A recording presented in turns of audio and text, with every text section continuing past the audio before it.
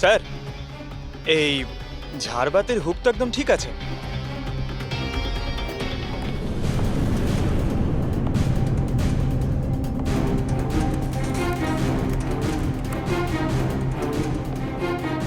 Sir এই দেখুন বেডরুমের CCTV footage.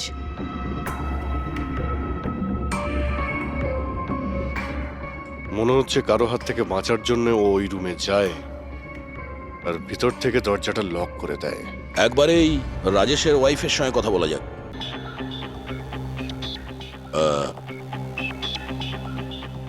Excuse me ma'am, এই রাজেশ ছাড়া ওই সিকিউরিটি কোড আর কে কে জানতো?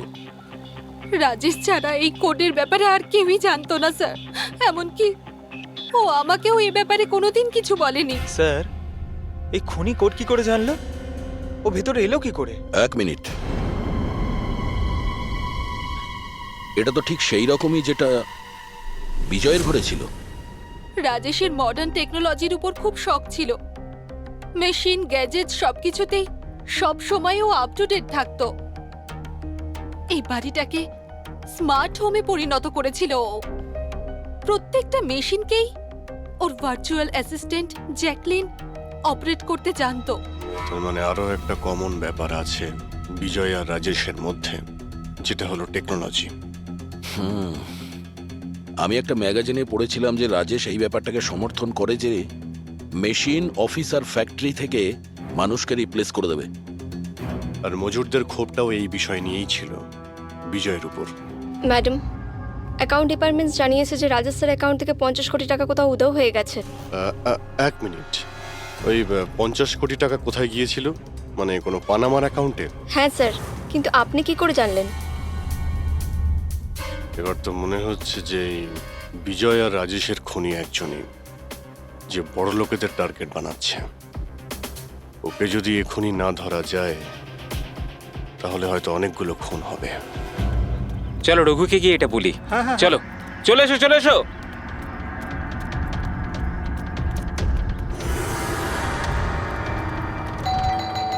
আরে রঘুদা, দরজা খোলো! আরে রঘুদা, রঘুদা, দরজাটা খোলো দরজা না। খোলো! রঘুদা, দরজা খোলো! রঘু ভাই! আরে রঘুদা, তাড়াতাড়ি তুমি এদিকে আসো না একবার। আরে কোনো বিপদ নয়, টাকা পেয়ে গেছি আমরা, টাকা। আরে মোবাইল চেক করো তোমার। মেসেজ, মেসেজ পড়ো, মেসেজ।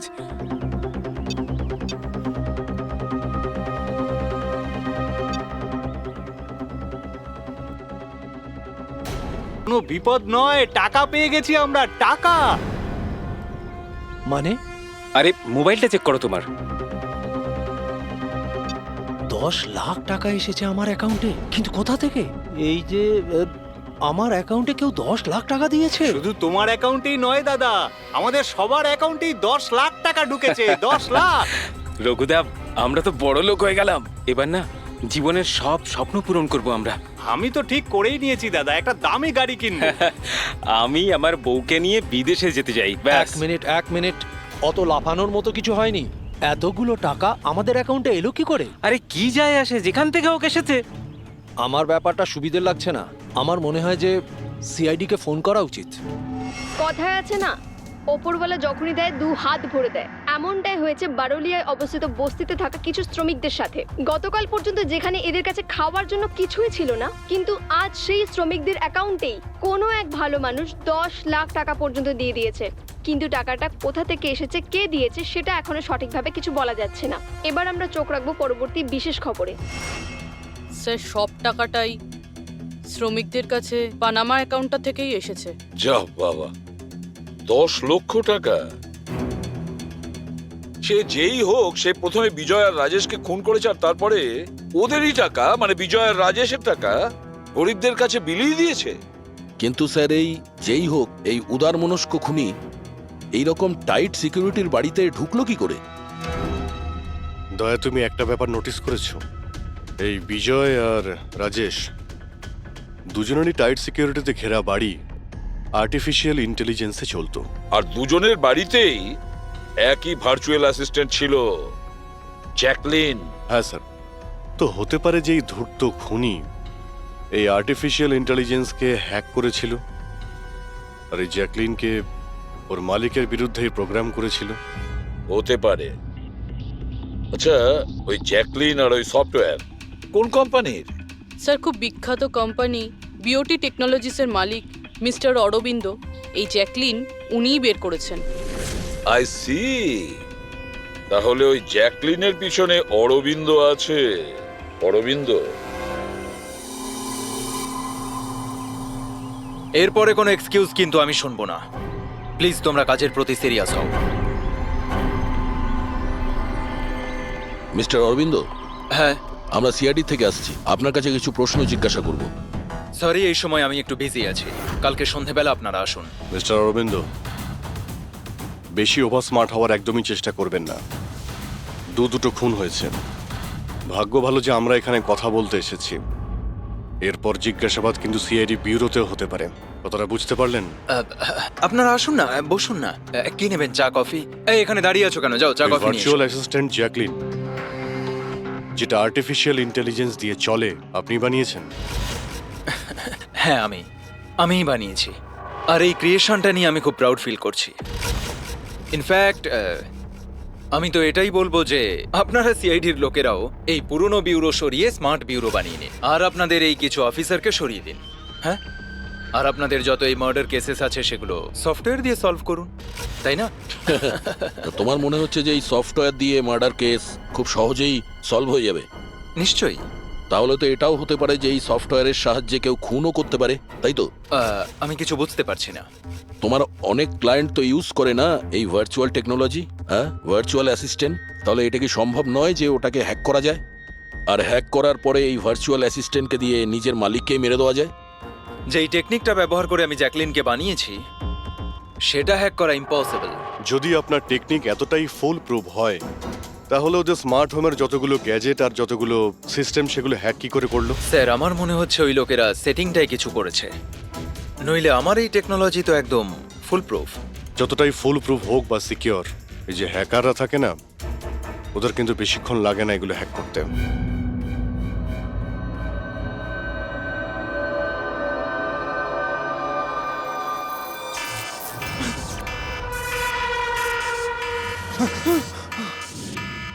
Security alarm! বাড়িতে নিশ্চয়ই চোর ডাকাত ঢুকেছে।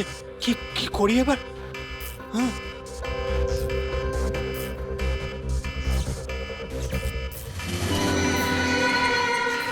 ও মাই গড, এর কাছে তো বন্দুক আছে।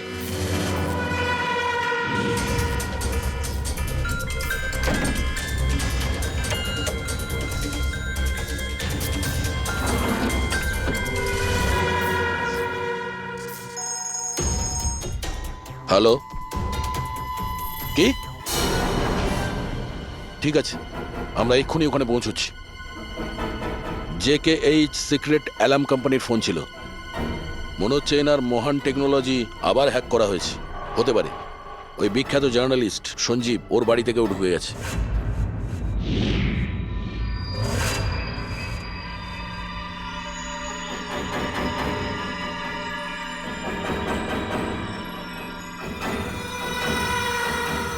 এ তো আমার দিকে এগিয়ে আসছে দেখছি।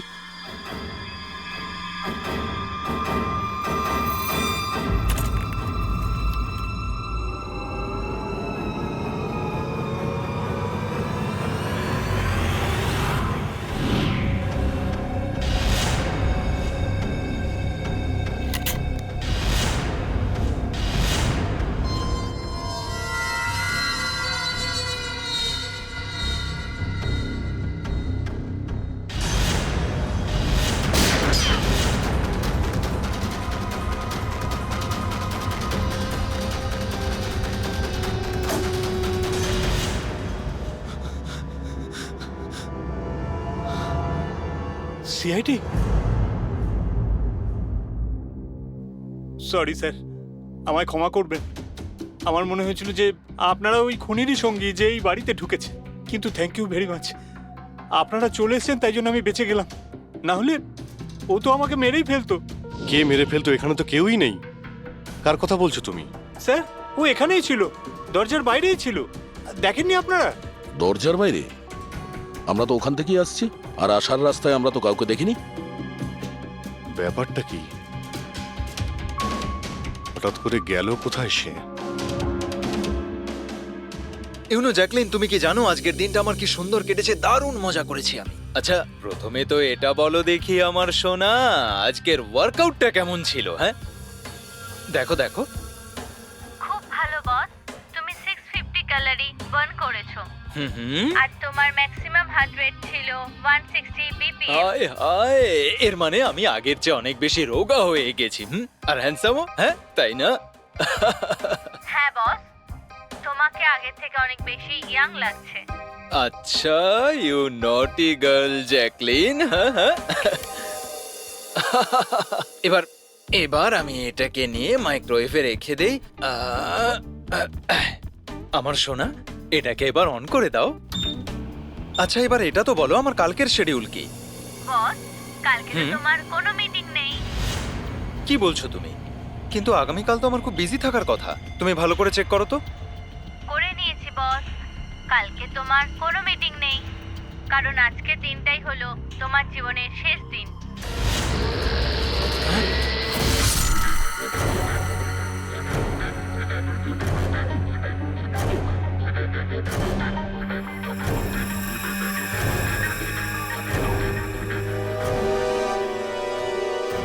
উনি খুব সাংঘাতিক প্ল্যান করেছিল।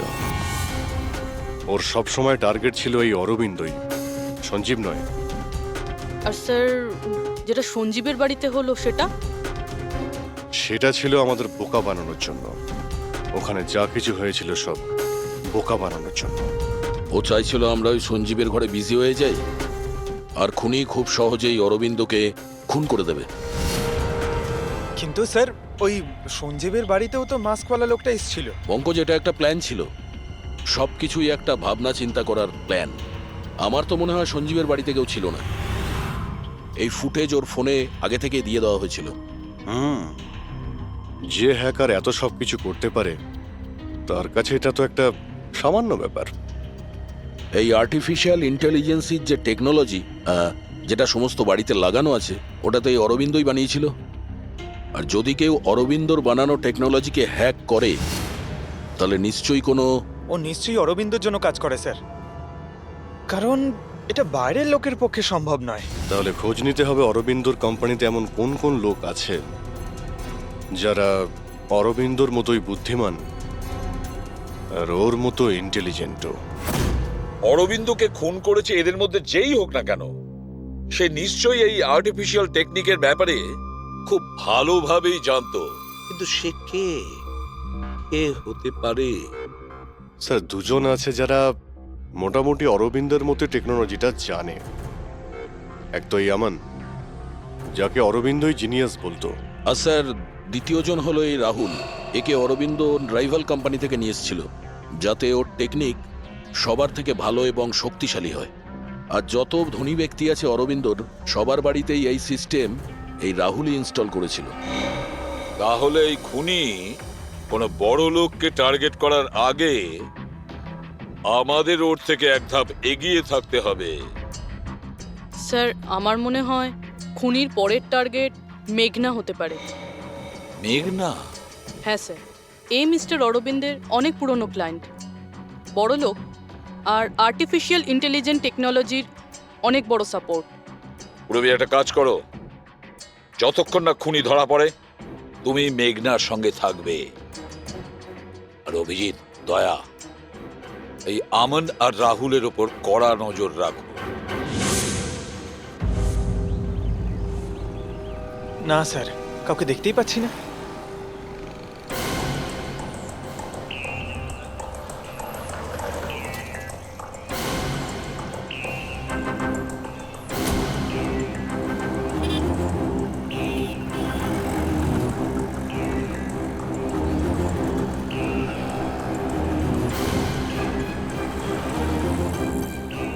স্যার, রাহুল।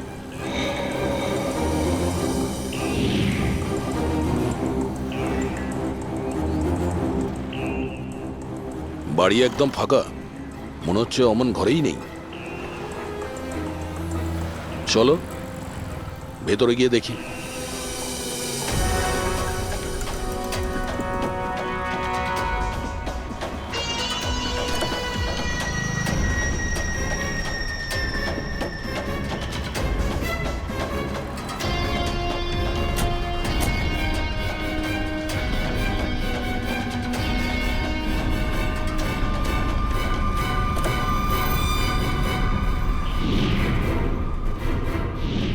রাহুল, তাহলে তুমি ওকে সাহায্য করেছিলে দাদাকে খুন করার জন্য? না স্যার, আমি এটা কেন করব স্যার? স্যার স্যার আমি কেন আমার দাদাকে খুন করতে যাব? আচ্ছা, তাহলে এখানে এত ভাইটাল মিটিং কিসের হচ্ছিল? স্যার অ্যাকচুয়ালি ব্যাপারটা হচ্ছে অরবিন্দ স্যারের মৃত্যুর পর আমি ওনার কোম্পানিতে কাজ করতে চাইছিলাম না, তাই ও আমাকে অফার দিচ্ছিল ওর কোম্পানিতে কাজ করার জন্য।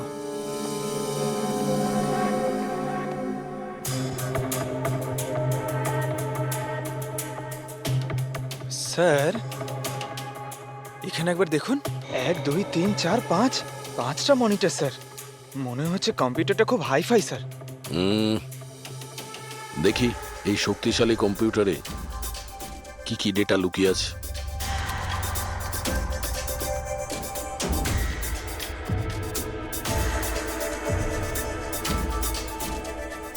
এর মধ্যে তো বিজয় আর রাজেশের ব্যাংক অ্যাকাউন্টের ডিটেলস আছে।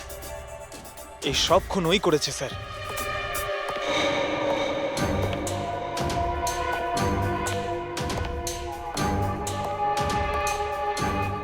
নমস্কার।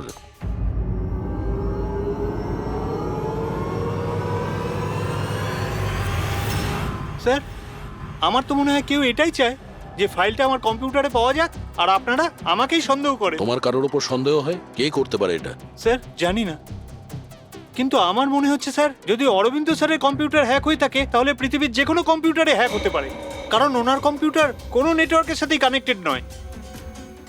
তার মানে অরবিন্দ বাবুর কম্পিউটার যেই হ্যাক করুক সে সেই সময় ওখানে উপস্থিত ছিল, তাই তো? ইয়েস স্যার, কিন্তু বুঝতে পারছি না অরবিন্দ স্যারের পার্সোনাল অফিসে যাওয়ার পারমিশন কারোরই ছিল না, এমনকি আমি নিজেও সেখানে কখনো যাইনি। আচ্ছা, তাহলে কেউ তো হবে যার পারমিশন ছিল অরবিন্দর অফিসে যাওয়ার। হ্যাঁ স্যার, ওর নাম প্রিয়া।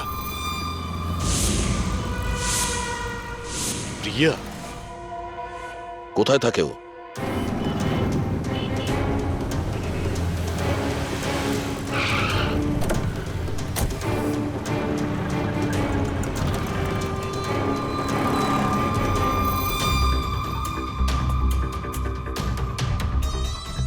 প্রিয়া?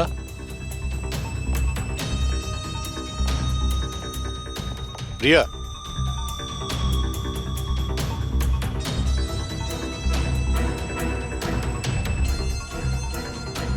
প্রিয়া? প্রিয়া? এখানে তো কেউই নেই। প্রিয়া?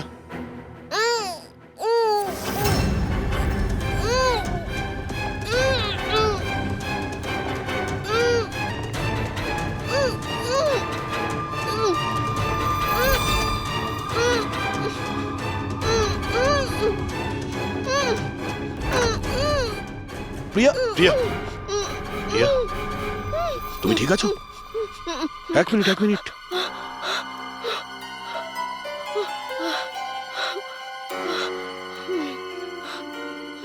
কে কে করেছে এইসব? হ্যাঁ, ওঠো ওঠো ওঠো, বাইরে এসো।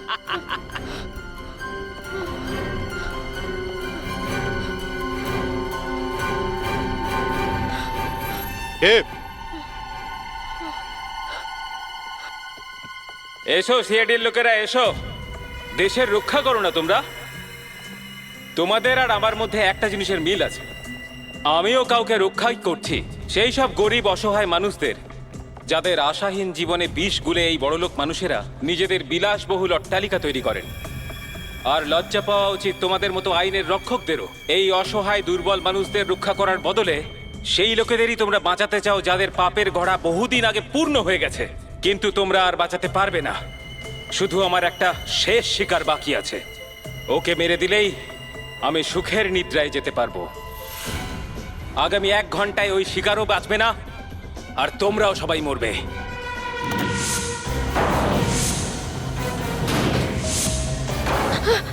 আরে এসব কি হচ্ছে?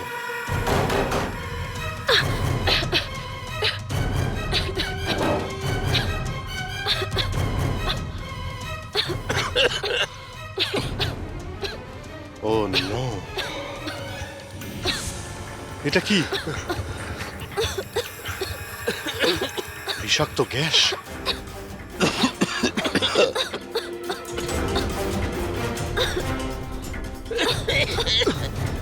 স্যার, পঙ্কজ পঙ্কজ পঙ্কজ পঙ্কজ পঙ্কজ ওঠ। প্রিয়া, তুমি ঠিক আছো? বাইরে যাওয়ার তো কোনো রাস্তাও দেখতে পাচ্ছি না।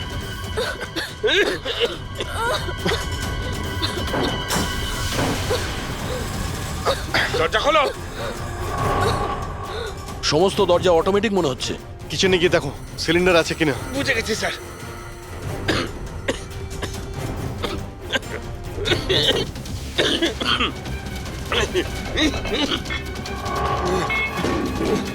চলো পিছিয়ে আসো, পিছিয়ে আসো।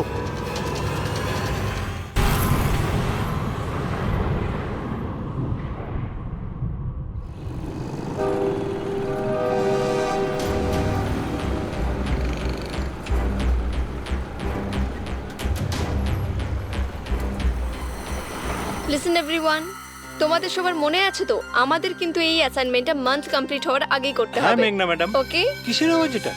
আরে এই আওয়াজটা কোথা থেকে আসছে?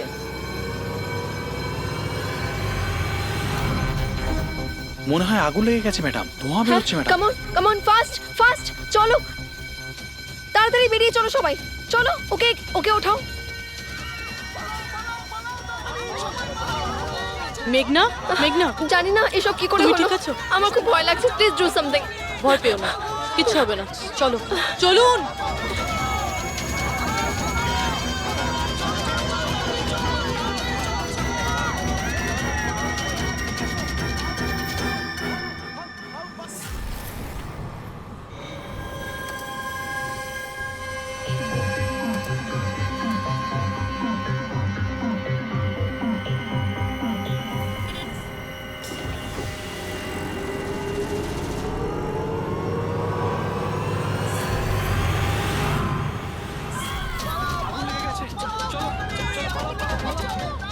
চলুন। মেঘনা, মেঘনা, সবাই সাবধানে এসো। মেঘনা, কেউ মেঘনাকে দেখেছো? না, দেখিনি।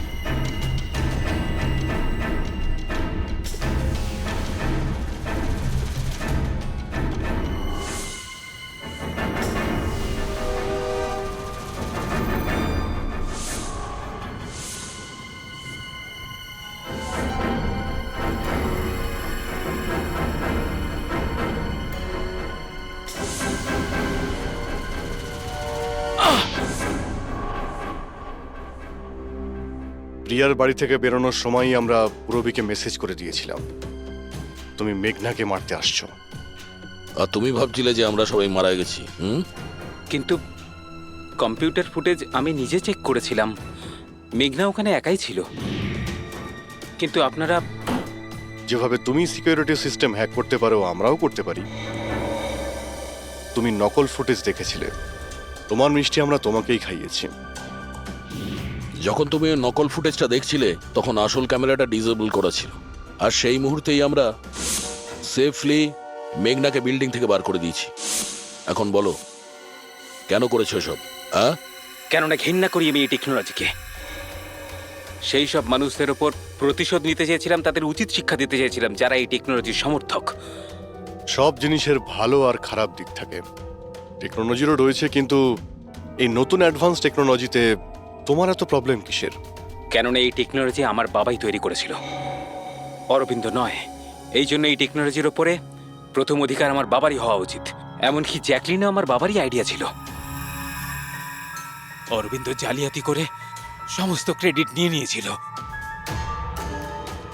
ওই লোকটার কারণেই আমাদের পরিবারকে এত দারিদ্র দেখতে হয়েছে। আমার বাবা আর থাকতে পারেননি, উনি আমার মাকে, আমার 2 বোনকে মেরে ফেলেছিলেন, তারপর নিজে সুইসাইড করে নেন। আমি স্কুলে গেছিলাম, হয়তো এই জন্যই বেঁচে যাই। তোমার সঙ্গে যেটা হয়েছে সেটা খুব খারাপ হয়েছে, সেটা হওয়া উচিত ছিল না। কিন্তু যদি তুমি তোমার এই তীক্ষ্ণ বুদ্ধিটাকে ঠিক জায়গায় ব্যবহার করতে, তাহলে হয়তো আজ গরিবদের জন্যে, সমাজের জন্যে তুমি কিছু ভালো করতে পারতে। কিন্তু যে রাস্তা তুমি বেছে নিয়েছো সেটা আলোর নয়, অন্ধকারের। এবার জেলের মধ্যে বসে তুমি অপেক্ষা করতে থাকো।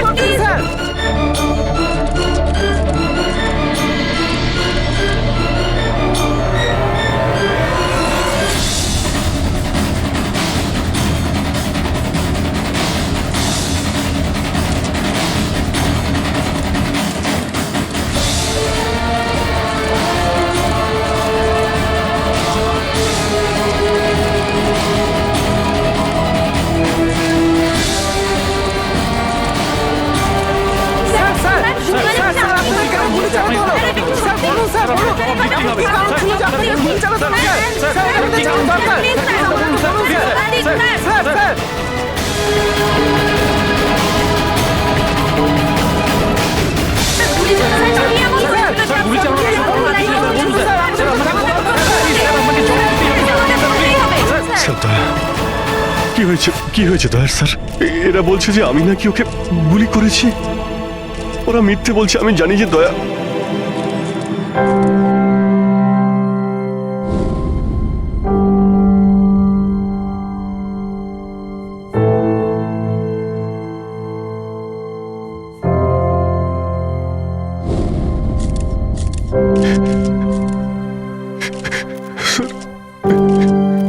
স্যার আমি জানি না স্যার আমি কখন।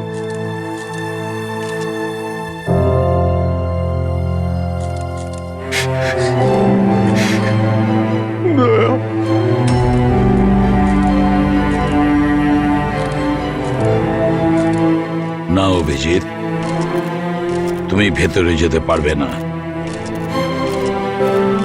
তুমি দয়ার প্রাণ নিয়েছো, তোমাকে আমরা গ্রেপ্তার করছি।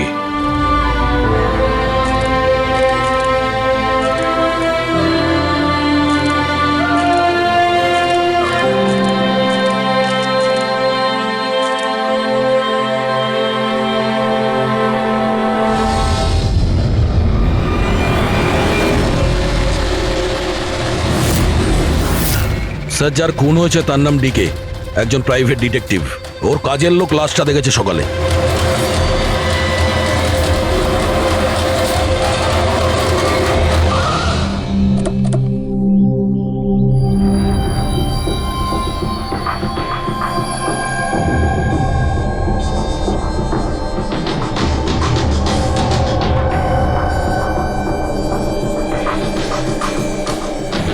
দয়া, এর মুখ তো ক্ষতবিক্ষত, মনে হচ্ছে পয়েন্ট ব্ল্যাঙ্ক রেঞ্জ থেকে একাধিক গুলি করে মারা হয়েছে একে।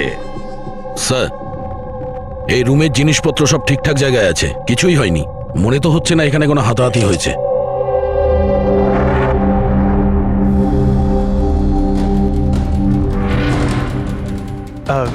স্যার, স্যার এই কাভার্ড আর লকার তো খোলা আছে, আর সব জিনিসপত্র নিজের জায়গায় আছে। দেখে তো মনে হচ্ছে যে কেউ এতে হাতে দেয়নি।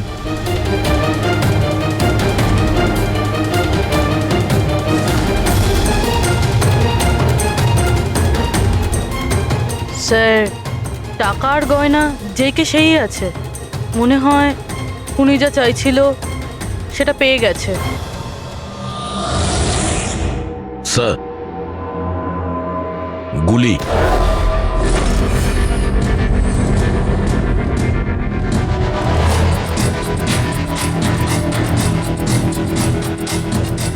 তিনটে গুলি চলেছে দয়া।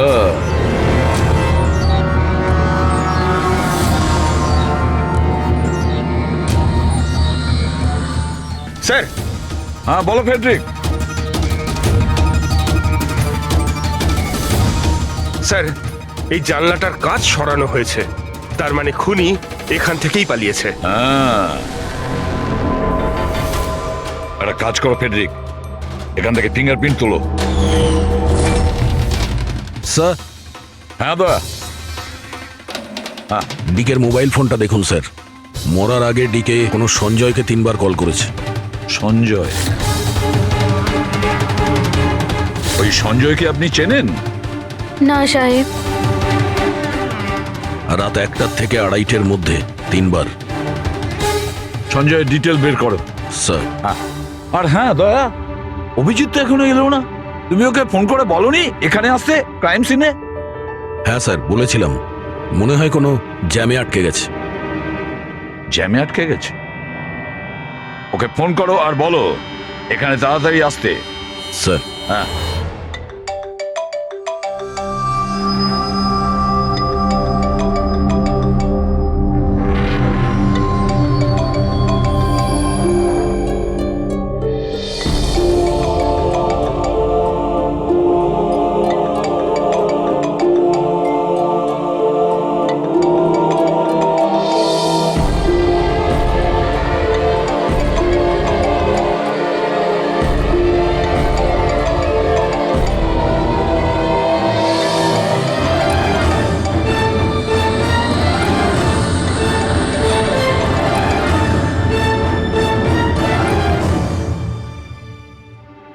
হ্যাঁ দয়া, অভিজিৎ কি বলছে? কোথায় ও?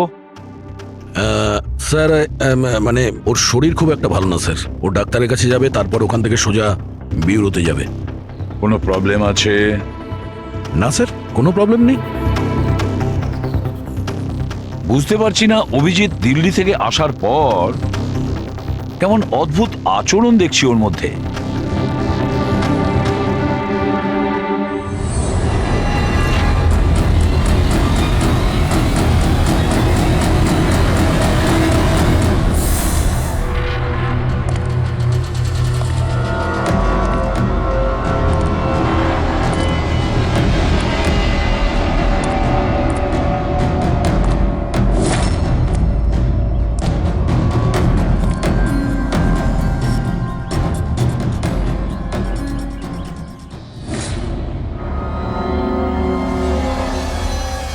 তোমার আমার সাহায্যের দরকার। তোমার? হ্যাঁ? আরে ভাই, তুমি হলে গিয়ে সিআইডি অফিসার। হ্যাঁ, কিন্তু এই কাজটা এটা আমি একা করতে পারবো না। চলো ঠিক আছে, তোমাকে সাহায্য করব, এতে আর কি আছে। চলো চা তো খাওয়া যাক। আরে না, ঠিক আছে, আমি আমি ঠিক আছি। আই মিন, দেখ চেতন, এই কাজটা না, এই ব্যাপারে যেন কেউ কিছু না জানে, বিশেষ করে আমার টিম। আরে এটা আবার কি কথা বলছো? আমরা এতদিনের পুরনো বন্ধু, এইটুকু বিশ্বাস করতে পারছো না? হ্যাঁ বলো কি করতে হবে? কাউকে ফলো করতে হবে, নজর রাখতে হবে, আর এর জন্য তোকে টাকাও দেবো। কি কথা বলছো? বন্ধুত্বের মধ্যে টাকা? হ্যাঁ। আচ্ছা ঠিক আছে, যদি মনে করো টাকা দিয়ে দিও। ফলো কাকে করতে হবে?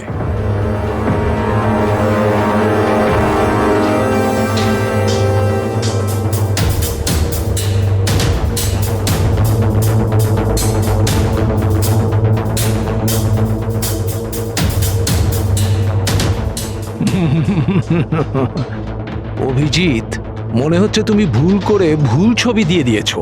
ভুল ছবি আমি দিইনি, একেই তোকে ফলো করতে হবে।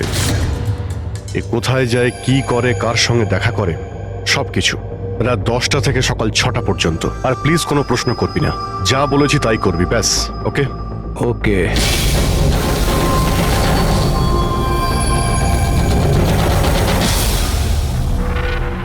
হয় অভিজিৎ পাগল হয়ে গেছে, না হলে বিরাট বড় কোনো গেম চলছে।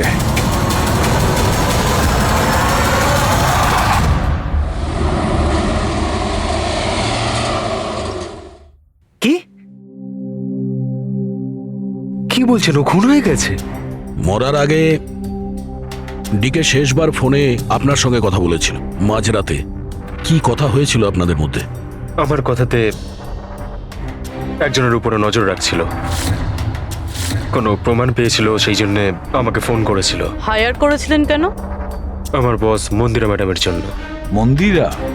কুমার জুয়েলার্সের ওনার, বিখ্যাত পেজথি সেলিব্রিটি। আশা করি আপনারা ওই দিল্লির কেসটার ব্যাপারে নিশ্চয়ই জানেন বোধহয়। ও হো হো হো হো, মন্দিরা কুমার, মন্দিরা দেবী। ওনার বিরুদ্ধে তো ওনার স্বামী, শ্বশুর, শাশুড়ি আর কেয়ারটেকারকে মারার অভিযোগ আছে, তাই না? ঠিক বলেছেন। কিন্তু সঠিক প্রমাণ না থাকার কারণে কোর্ট মন্দিরা দেবীকে ছেড়ে দেয়। আর তার কিছুদিন বাদেই মন্দিরা দেবীর পার্সোনাল অ্যাসিস্ট্যান্ট ঈশানা আত্মহত্যা করে নেয়।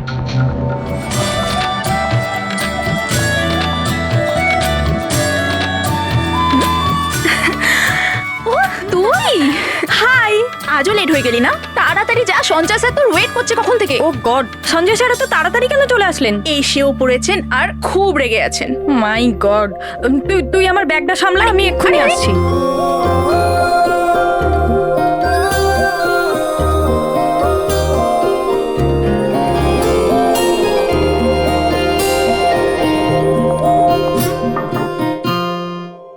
মে I come in sir? Come in.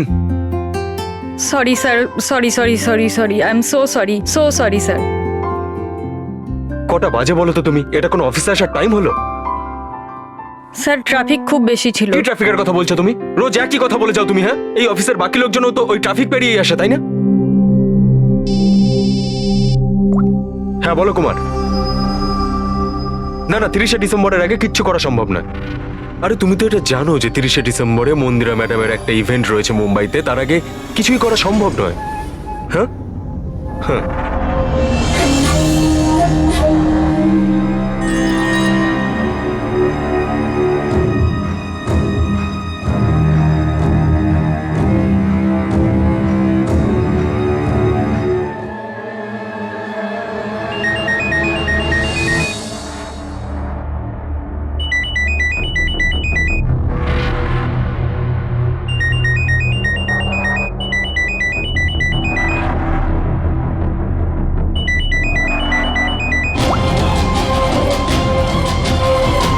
ঠিক আছে, ওকে।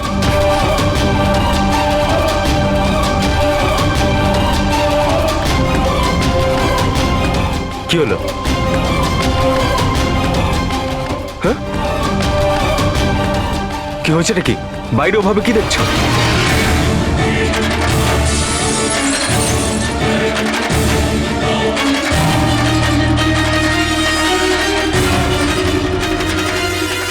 আমারই কেবিনের জানলা দিয়ে ঝাঁপ মেরে আত্মহত্যা করেছিল।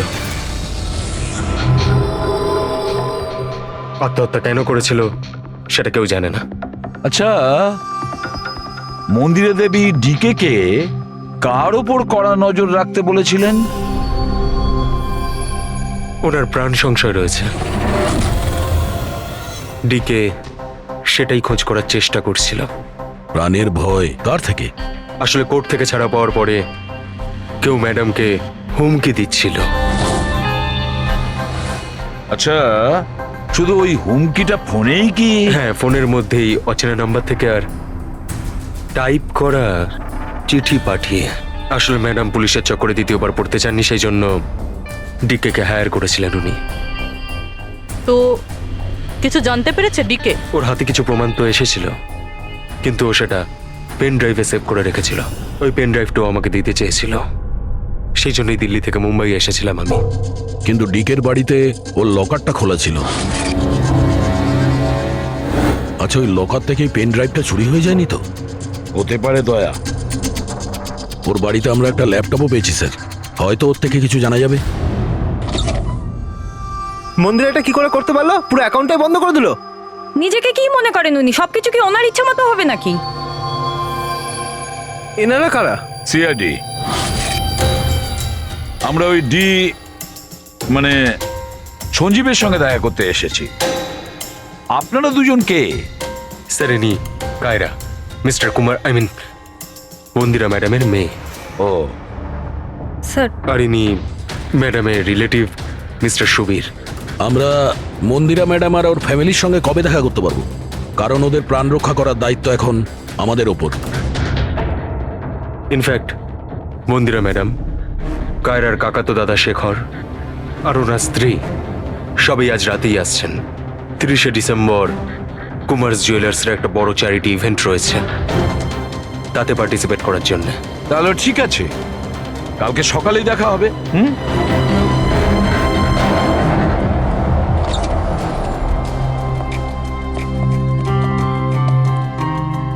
এসব কি হচ্ছে? সিআইডি আমাদের পার্সোনাল ব্যাপারে ঢুকছে কেন?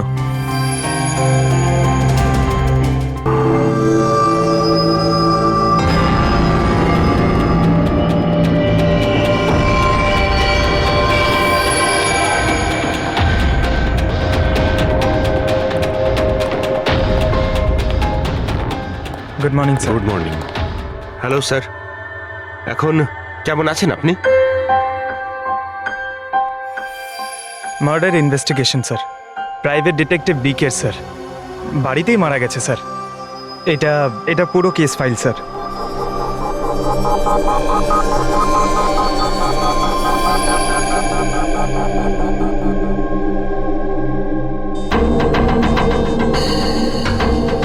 স্যার, এই ছবিগুলো ওর বাড়ির ছবি, এগুলো ওরই বাড়ির ছবি এটা। আর এখানেই ওর মার্ডার হয়েছে, তাই না?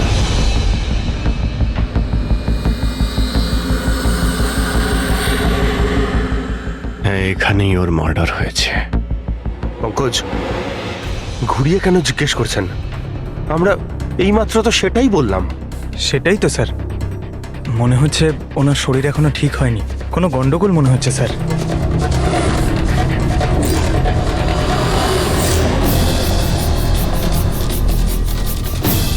অভিজিৎ,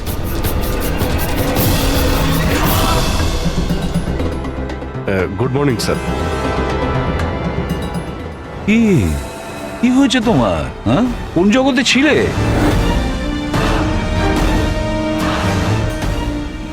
অভিজিৎ, তোমার শরীর খারাপ ছিল না? তাহলে ডক্টরের কাছে যাওয়ার কথা ছিল, এখানে কেন? হ্যাঁ হ্যাঁ স্যার, ওই কিছুদিন ধরেই শরীরটা ভালো নেই স্যার। কিন্তু এখন ঠিক আছে, I am better now. Yeah, গোলমাল চলছে।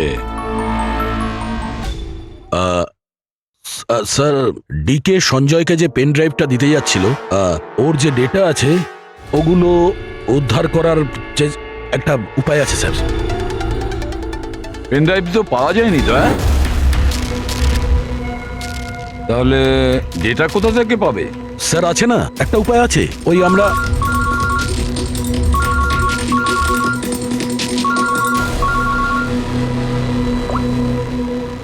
হ্যাঁ, বলো সালুকে। হ্যাঁ,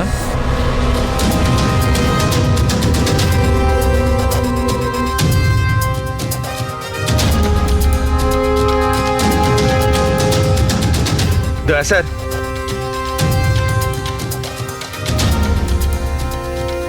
স্যার অভিজিৎ স্যারের শরীর এখনো ঠিক মনে হচ্ছে না। কেন? স্যার, ওনাকে কেসের ব্যাপারে বোঝাচ্ছিলাম, কিন্তু উনি আমাদের কথা শুনছিলেনই না।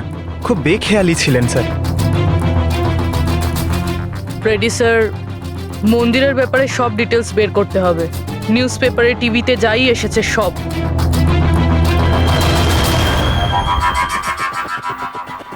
বাড়িতে ঢোকার একটাই রাস্তা আছে, মেন গেট। চাবি ডিকে আর ওর বাড়ির মেডের কাছে থাকে। বাথরুমের জানালা, তার মানে খুনি বাথরুমের জানালার কাঁচ খোলে আর ভিতরে ঢোকে, আর তারপর অভিজিৎ ক্রাইম সিনে ছিলই না, আর এখানে তো বাথরুমের কোনো ফটোও নেই। তাহলে ও এগুলো কি করে জানলো? অভিজিৎ আমার কাছে কিছু লুকোচ্ছে, কিন্তু কি?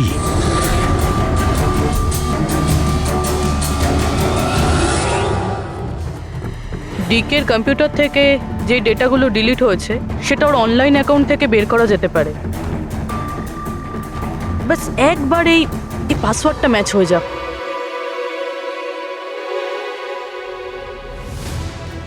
কিছুদিন ধরেই শরীরটা ভালো নেই স্যার, কিন্তু এখন ঠিক আছে, I am better now. Sir, ওনাকে কেসের ব্যাপারে বোঝাচ্ছিলাম, কিন্তু উনি আমাদের কথা শুনছিলেনই না। খুব বেখেয়ালি ছিলেন স্যার।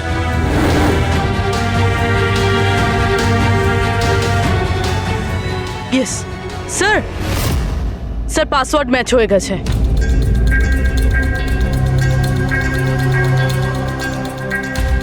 স্যার, এতে তো ভিডিও রয়েছে, চেক করি। স্যার, এটা তো ডিকের কম্পাউন্ডের ভিতরের ফুটেজ। এর মানে ওখানে সিসিটিভি ক্যামেরা আছে? আছে না, ছিল। আমাদের পৌঁছানোর আগেই কেউ বার করে নিয়েছে। কিন্তু বের কে করেছে? অন্য ভিডিওটা দেখো।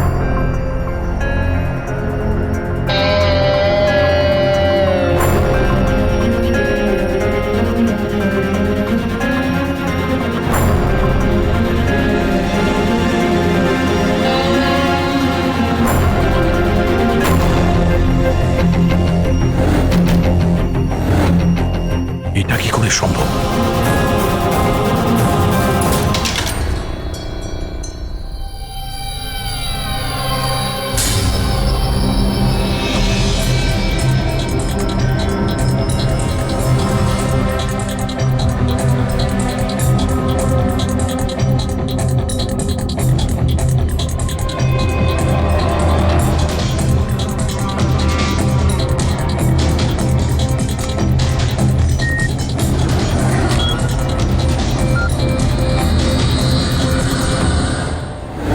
ডক্টর সালুকে আপনি খুব ভালো করে ক্রস চেক করেছেন তো? মানে বন্দুক তো আমাদের কাছে নেই, তাই বলছিলাম কোথাও কোনো ভুল? না দয়া, কোনো ভুল নেই। আমি একবার নয় 10 বার ক্রস চেক করেছি। মানছি যে বন্দুকটা আমাদের কাছে নেই, কিন্তু বন্দুকের রেকর্ড তো আমাদের কাছে আছে। সেই গুলিটা যা দিয়ে ডিকে মারা হয়েছে, সেই গুলিটা ওর বন্দুক থেকেই চলেছিল। গুলির প্যাটার্ন, গুলির উপর লেগে থাকা চিহ্ন, সবকিছু এইটাই প্রমাণ করছে যে সেটা অভিজিতেরই বন্দুক। স্যার, স্যার গুলি অভিজিতের বন্দুক থেকে চলেছে, কিন্তু তার মানে তো এটা নয় যে অভিজিৎ গুলিটা চালিয়েছে। এক্স্যাক্টলি স্যার, সেই কারণে আমি এই কথা এসিপি স্যারকে বলিনি, শুধুমাত্র আপনাদের সঙ্গে কথা বলেছি, যাতে আমি এই মামলা সুরাহা করতে পারি। কি তুমি এই কথাটা এসিপি কে জানাওনি? কি বলবো স্যার, কি বলবো ওনাকে? যেখানে আমার বিশ্বাস হচ্ছে না, তাহলে ওনাকে কি বলবো? তুমি যদি এই কথাটা বিশ্বাসই না করবে তাহলে ফোন করে আমাকে কেন জিজ্ঞাসা করেছিলে? যে বন্দুক থেকে ডিকে কে মারা হয়েছে সেই বন্দুকটা অভিজিতের না? কি এমন ছিল যার জন্য তুমি অভিজিৎকে সন্দেহ করেছিলে? কি ছিল ওটা? এই কারণে ডক্টর, যখন আমরা একটু পিছিয়ে দাও।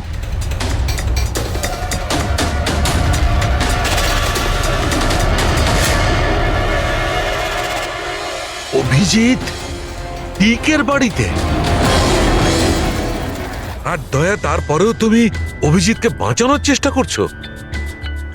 দেখো দয়া, অভিজিৎ আর তোমার বন্ধুত্বকে আমি খুবই শ্রদ্ধা করি, তার কদরও করি, কিন্তু ডিউটি, নিজের দায়িত্ব, সব সম্পর্ক সব বন্ধুত্ব থেকে বড় হয় না। আর এই কথাটা নিশ্চয়ই আমি তোমাকে বুঝিয়ে বলতে যাব না। স্যার পোক্ত কোনো প্রমাণ ছাড়া অভিজিৎ স্যারকে সন্দেহ। এটা প্রমাণ নয় তো কি পুরবি? অভিজিৎ ডিকের বাড়িতে ঢুকেছিল, এটা যদি প্রমাণ নয় তো কি পুরবি? অভিজিৎ স্যার ডিকের ঘরে গেছিল সেটা আমরা দেখেছি, কিন্তু উনি ডিকেকে মেরেছেন এটা তো আমরা দেখিনি।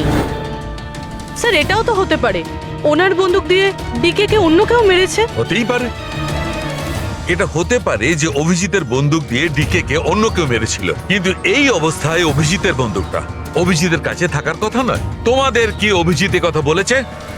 ও কি বলেছে যে ওর বন্দুকটা হারিয়ে গেছে? বন্দুক হারিয়ে যাওয়ার কোন রিপোর্ট দেখিয়েছে? ও সব সময় তোমাদের সঙ্গে ছিল, কিন্তু ও কি বলেছে যে অদ্ভুত পোশাক পরে ডিকের ঘরে কেন ঢুকেছিল, আর তাও বাথরুমের কাঁচ ভেঙে? বলো বলো। স্যার আপনার এই সমস্ত প্রশ্নের উত্তর আমি অভিজিৎকে জিজ্ঞাসা করব, কিন্তু ততক্ষণের জন্য এসিপি স্যারকে আপনি কিচ্ছু বলবেন না। দেখো তোমরা এই ব্যাপারটা সামলে নাও, কিন্তু ব্যাপারটা আমার ভালো লাগছে না। Please doctor, please. ঠিক আছে, কাল সকাল পর্যন্ত। দয়া, আমি কাল সকাল পর্যন্ত তোমাদের সময় দিচ্ছি। হয় তোমরা সত্যিটা আবিষ্কার করো, নয় এই সমস্ত কথাটা নিজে এসিপি কে বলে দাও। তুমি যদি এসিপি কে কথা না জানাও, তাহলে আমি নিজে প্রদ্যুম্নকে এই সমস্ত ব্যাপারটা বলবো।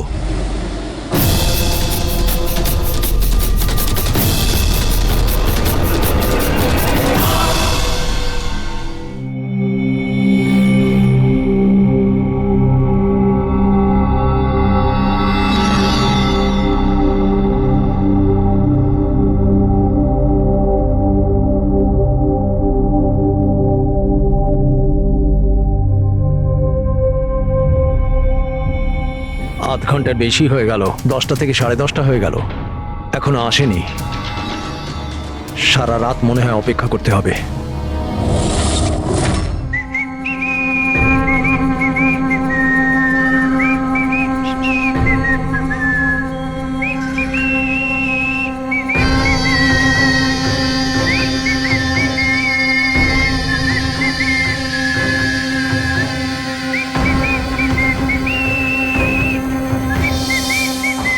ভুল ছবি আমি দিইনি, একেই তোকে ফলো করতে হবে। এ কোথায় যায়, কি করে, কার সঙ্গে দেখা করে, সবকিছু রাত 10টা থেকে সকাল 6টা পর্যন্ত। এটা অভিজিৎ? ওর কি হলো? এরকম সেজেছে কেন?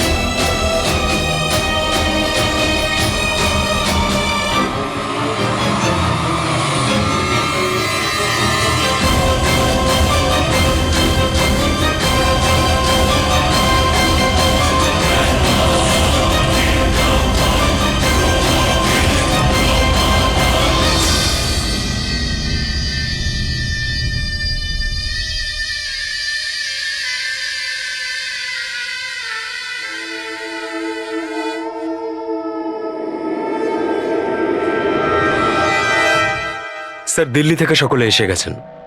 মন্দিরা ম্যাডাম, আমারা মন্দিরা ম্যাডামের দাওরের বউ, কায়রা মন্দিরা ম্যাডামের সৎ মেয়ে, সুবীর মন্দিরা ম্যাডামের বোনজি, শেখর মন্দিরা ম্যাডামের দেওরের ছেলে। আসুন ম্যাডাম, এনারা সিআইডি থেকে এসেছেন। এসিপি স্যার, ইনি ভালো হয়েছে আপনারা এসে গেছেন। ডিকে খুনি কে সেটা জানা গেল? আরে আপনি তো এটা জানেনই যে আমাদের ফেমাস অ্যানুয়াল ইভেন্ট খুব তাড়াতাড়ি আসতে চলেছে। আই হোপ যে আপনি আমার সিকিউরিটির সব ব্যবস্থাই করে রেখেছেন। দেখুন, আপনি আমাকে ভুল ভাববেন না, কিন্তু আমি কোনো চান্স নিতে চাইছি না অ্যাকচুয়ালি। এই ইভেন্টটা আমার কাছে খুব বেশি ইম্পর্ট্যান্ট, কিন্তু আমার প্রাণের থেকে বেশি নয়। আপনি কি মনে করেন আপনি আমাকে সিকিউর রাখতে সক্ষম হবেন? আর ডিকে কেসটায় কিরকম কি প্রগ্রেস হলো? আসল খুনির ব্যাপারে কিছু জানা গেল? ওসব আপনার জানার দরকার নেই মন্দিরা দেবী। মেইন হলো আপনার নিরাপত্তা, সেটা দায়িত্ব আমাদের। কি চমৎকার বৌদি, আপনার ভয় লাগছে মন্দিরা দেবীর, যাকে আইনও কিছু করতে পারলো না। মানতে হবে তাকে যে আপনাকে ভয় পাইয়ে দিয়েছে। মনে হয় ও জানে না ইনার ব্যাপারে যে ইনি কি কি করতে পারেন। আপনিও কি মনে করেন আমি আমার স্বামী আর বাকি সবাইকে মেরে ফেলেছি? দেখুন, আপনার বিরুদ্ধে যে অভিযোগই থাকুক না কেন, সেটাতে আমাদের কিছু যায় আসে না। কোর্ট আপনাকে রায় দিয়েছে, আর আমরা কোর্টের রায়কে যথেষ্ট সম্মান করি। আপনি শুধু এটা বলুন, আপনি কাকে সন্দেহ করেন? কে এমন আছে যে আপনাকে মারতে চায়? সন্দেহ? হ্যাঁ, সন্দেহ। না না না, আমি কাউকেই সন্দেহ করছি না। বরং আমার এটা পুরো বিশ্বাস যে আমি মারা যাওয়ার পরে এরা সবাই খুব খুশি হবে। আর আমাকে মেরে ফেলার ষড়যন্ত্রেও এদের মধ্যেই কারো হাত আছে। And I am very sure যে ঈশানার আত্মহত্যাতেও এদের মধ্যেই একজনের হাত আছে। এবার আপনিই বলুন, এত ভালো প্রিয় আত্মীয় পরিজনরা থাকতে আমার শত্রুর কি দরকার? মম প্লিজ, তুমি আবার এই নিজের ইমোশনাল ড্রামাটা শুরু করো না। এখানে কোনো ক্রিমিনাল নেই যে তোমাকে মারতে চায়। রাইট। নিজেকে নির্দোষ ভাবা আর অন্যকে দোষী মনে করাটা, এটা তো বৌদির পুরনো অভ্যেস। আই সোয়ার, আমি তো এই গল্পটাকে বিশ্বাসই করি না। কে মারতে চায় তোমায়? আর কারা হুমকি দিচ্ছে? কোথায় আছে সে হুমকি দেওয়া লেটারগুলো? হ্যাঁ মন্দিরা দেবী, সেটা কোথায়? ওটা আমার মনে নেই, আমি ফেলে দিয়েছি। সি, আই নিউ যে তুমি এটাই বলবে। So convenient. ব্যাস, অনেক হয়েছে। আপনারা একে অপরকে দোষারোপ করা বন্ধ করুন। তবে একটা কথা খুব ভালো করে মনে রাখবেন, আমরা সবাইকে সন্দেহ করি। তাই সবাইকে বলছি, তার মানে হলো আপনাদের সবাইকে সন্দেহ করি, আপনাদের সবাইকে। আর একটা কথা, আমাদের পারমিশন ছাড়া আপনারা এই শহর ছেড়ে যেতে পারবেন না। কেউ শহর ছেড়ে যাবেন না। আর যদি দরকার পড়ে আমরা দ্বিতীয়বার তাকে ডেকে নেব। Thank you very much. Thank you.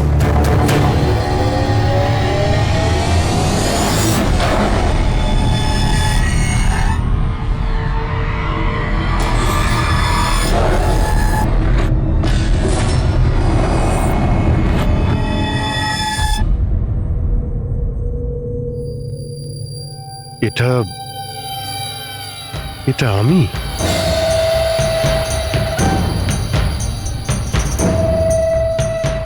এই পোশাক পরে ঘুরছিলাম? এই পোশাক তো রোজ আমার ওয়াশিং মেশিনে ধোয়া হয়।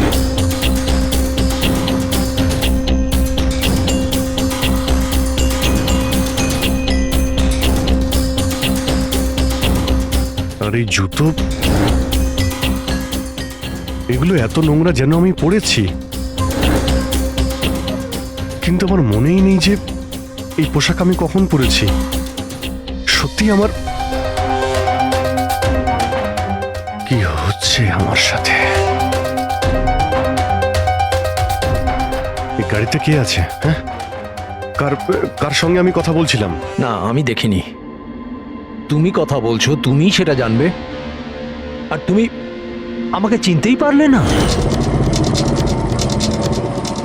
আরে এই, তোর যদি সুইসাইডই করার হয় তাহলে তুই অন্য কোনো বড় গাড়ির সামনে জানা, আমার সামনে কেন এসেছিস? কিভাবে কথা বলছো? এরকম সেজে ঘুরছো কেন তুমি? এই, ইট ইজ মাই স্টাইল, টনির স্টাইল। তুই কে? আমি কে? আমাকে চেনো না? হ্যাঁ, আর এই টনিটাকে? আরে টনি আমি আবার কে?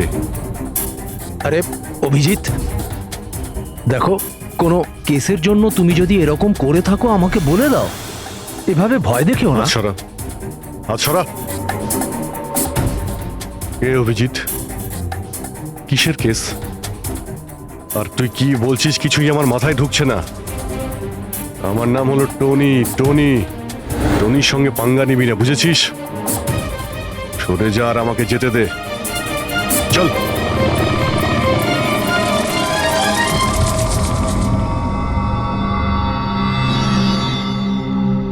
এই অভিজিৎ নিজেকে টনি কেন বলছে? টনি? কে টনি? সত্যি তোমার কিছুই মনে নেই? না,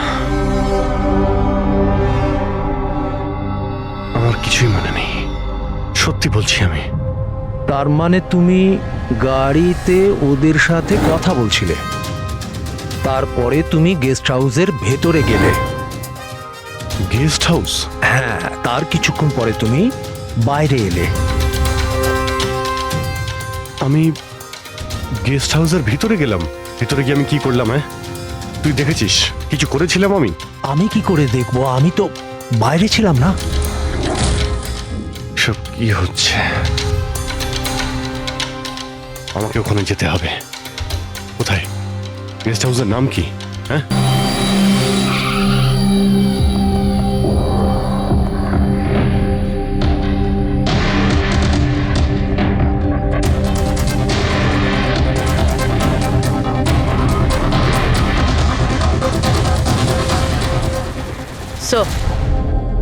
রক্ত।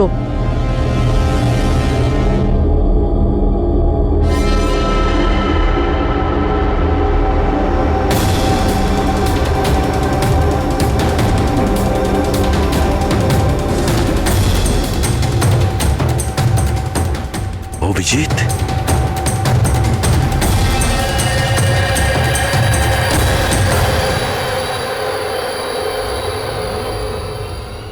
দয়া, তুমি এখানে?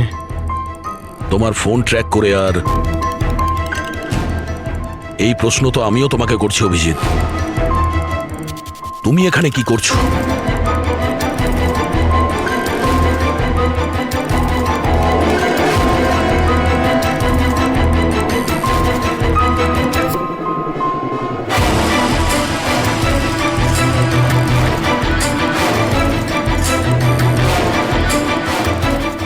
না, এটা আমি আমি আমি বলছি দয়া, এখানে কি হয়েছিল? অভিজিৎ, এখানে কি হয়েছে ওটা তো আমি দেখছি। তুমি বলো, কে করেছে এটা? হ্যাঁ, তো তুমি এদের দুজনকে মেরেছ? আমি? অভিজিৎ, তোমাকে কিছু জিজ্ঞাসা করলাম। তুমি মেরেছো এদের? স্যার স্যার স্যার আপনি অভিজিৎ স্যারকে দোষ দিচ্ছেন। আমার দোষ দেওয়ার কোনো ইচ্ছা নেই পুরবী। তুমি নিজে দেখছো না এখানে দুটো লাশ পড়ে আছে, রক্তে ভেসে গেছে। আর সিআইডি অফিসার অভিজিৎ লাশের মধ্যে থেকে এই ব্যাজটা তুলছে, বা এটা বলতে পারো প্রমাণ চুরি করছে। অভিজিৎ, আমি তোমাকে আবার জিজ্ঞাসা করছি, তোমার সাথে অপরাধীদের মতো ব্যবহার করতে আমাকে বাধ্য করো না। কি করবো দয়া, আমি কি বলবো? যদি আমি বলি যে এই কাজটা আমি করিনি, তুমি মানবে? যদি বলি যে আমি জানি না যে আমি করেছি নাকি করিনি, আই নো আমি ভুলভাল বলছি, কিন্তু তোমরা তো তোমরা তো আমাকে চেনো। অভিজিৎ, আমার সামনে যে প্রমাণগুলো পড়ে আছে ওগুলো দেখে আমরা কিছু বলতে পারবো না। আমাকে আমার ডিউটি করতে হবে।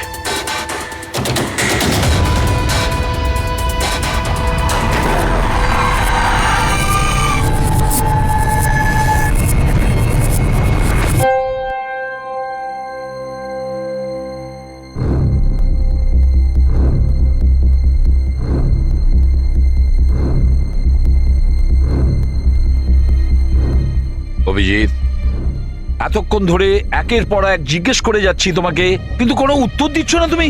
হ্যাঁ, তুমি জানো তোমার ওপর কি অভিযোগ আছে? মাথায় কিছু ঢুকেছে? স্যার, ওই এক মিনিট, ব্যাস। তোমার কাছে এটা আশা করিনি। এত কিছু ঘটে গেল, তুমি আমাকে বলনি কেন? আমাকে বলনি দয়া? শালুকে আমাকে বললো, তা নাহলে তো আমি জানতামই না। তা আমি তাই করেছি যেটা উচিত ছিল। বলো অভিজিৎ, তুমি কি এই খুনটা করেছো? অভিজিৎ, তুমি কি এই খুনটা করেছো? আমি জানি না স্যার। কেন জানো না? তুমি কেন জানো না?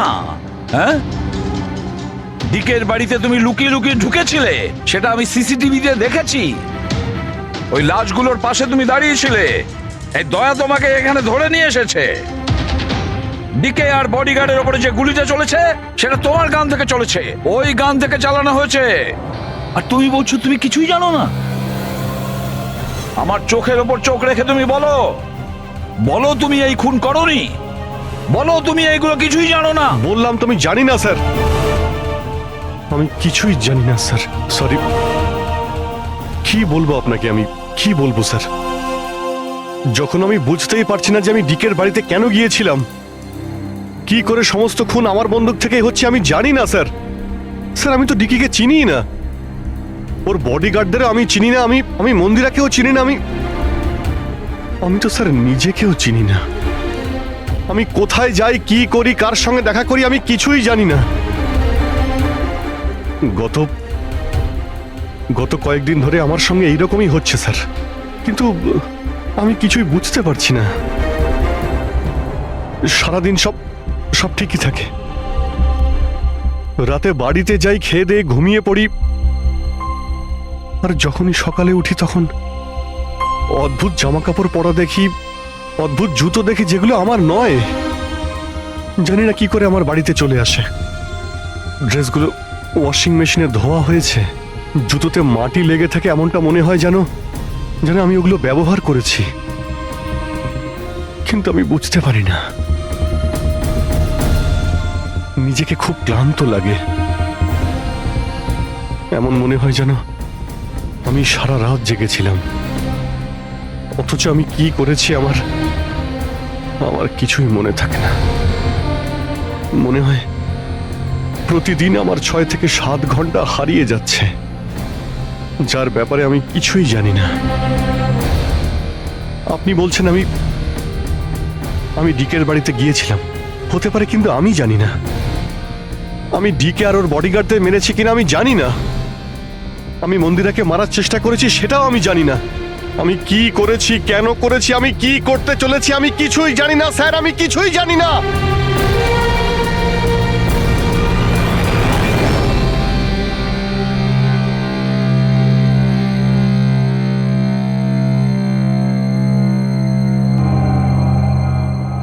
দেখো অভিজিৎ, এই মুহূর্তে তুমি নিজের জন্যে আর অন্যদের জন্যেও বিপজ্জনক। আমি তোমাকে একা ছাড়বো না, আমি তোমাকে নজরবন্দি রাখবো, আর দয়া তোমার ওপর নজর রাখবে।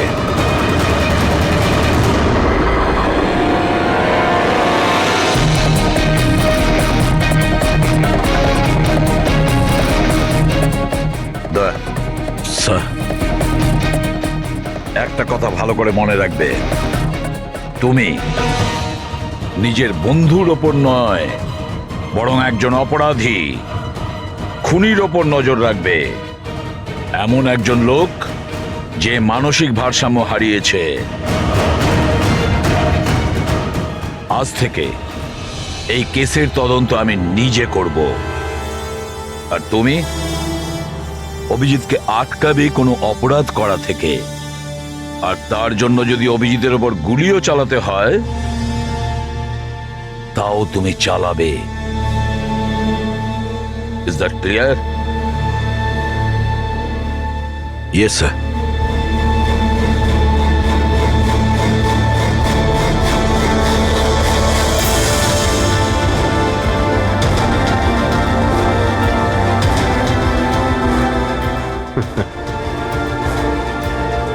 হাত করা পড়িয়ে দাও ভাই।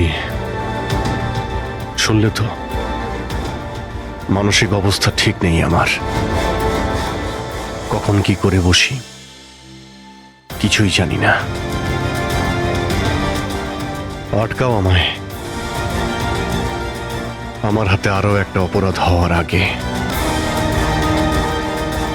আটকাও আমায় ভাই। আপনাদের অফিসার, আপনাদের সিনিয়র সিআইডি অফিসার আমারই প্রাণের পিছনে পড়ে রয়েছে, আর উনি তাদেরকেও মেরে ফেলেছেন যারা আমার সিকিউরিটিতে ছিল। আর আপনি নিশ্চিন্ত হয়ে বলছেন ভয় পাওয়ার কোনো কারণ নেই। ও আপনারই চোখের সামনে সবাইকে মেরে ফেলছে, তা সত্ত্বেও আপনি বলে যাচ্ছেন যে ভয় পাওয়ার কোনো কারণ নেই। আশ্চর্য! আপনি শুধু এটা বলুন, আমি আপনাদেরকে আর কি করে বিশ্বাস করব? আজ আপনাদের একজন অফিসার সিরিয়াল কিলার বেরিয়েছে, কাল আবার অন্য কেউ বেরিয়ে আসবে। মন্দিরা দেবী, অনেক হয়েছে। অনেক কথা বলে ফেলেছেন। আমাদের ইন্সপেক্টর অভিজিৎ একজন সৎ এবং সাহসী অফিসার। নিজের দেশকে রক্ষা করার জন্য, সাধারণ মানুষের রক্ষা করার জন্য নিজের প্রাণও দিতে পারে। সে কোনোদিন খুনি হতে পারে না। হ্যাঁ, ওর বিরুদ্ধে অভিযোগ আছে, তিনটে খুনের অভিযোগ আছে। আপাতত এটা প্রমাণিত হয়েছে যে অভিজিৎ নিজের মানসিক ভারসাম্য হারিয়েছে। ও কি করছে ওর মনেই থাকে না, কার সঙ্গে দেখা করছে, কি বলছে, আর যখন নর্মাল হয়ে যায় কিছুই মনে থাকে না। তার মানে এই নয় যে ও একজন খুনি। আমি জোর দিয়ে বলতে পারি যে আপনার জীবন বিপন্ন, আর তাও আপনার এই আত্মীয় স্বজনদের কারণে। এক্সকিউজ মি, সব প্রমাণ আপনাদের অফিসারের বিরুদ্ধে পাওয়া গেছে, আর সন্দেহ আপনারা আমাদেরকে করছেন? হ্যাঁ, আমি সবাইকে সন্দেহ করছি। উনি তো আপনারই অফিসার, আপনি তো ওকেই বাঁচাবেন। এই তিনটে খুনই কিন্তু ইন্সপেক্টর অভিজিতের গান থেকে চলা গুলিতেই হয়েছে। আর আপনি বলতে চাইছেন যে এই কাজটা আমাদের মধ্যে কেউ করে থাকতে পারে? আরে আমাদের কাছে আপনার ওই অফিসারের গানটা কোথা থেকে আসবে? শেখর বাবু, খুব তাড়াতাড়ি আমরা খোঁজ নিয়ে নেব যে ইন্সপেক্টর অভিজিতের গান আপনার কাছে কিভাবে গেল। আর মন্দিরা দেবী, আপনাকে একটা রিকোয়েস্ট করি, 30শে ডিসেম্বর আপনার যে ইভেন্টটা আছে সেটা ক্যান্সেল করবেন না। এই একটাই সুযোগ আছে খুনিকে ধরার জন্য, কারণ খুনি ওই ইভেন্টে নিশ্চয়ই আসবে।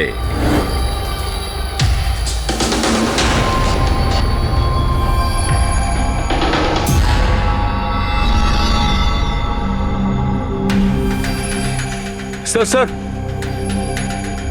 হ্যাঁ সঞ্জয়, কি হচ্ছে স্যার? আপনি অভিজিৎ স্যারের ব্যাপারে কিছু বলছিলেন যে ওনার ভিতরে অন্য একজনের প্রতিফলন ঘটে, স্মৃতিশক্তি ওনার, মানে উনি আগের দিন রাতের কথা মনে করতে পারেন না। তো ঠিক এরকমই, এক্স্যাক্টলি এরকমই অন্য আরেকজনের সাথেও হয়েছিল। কার সঙ্গে বলুন? স্যার ঈশানা। ঈশানা?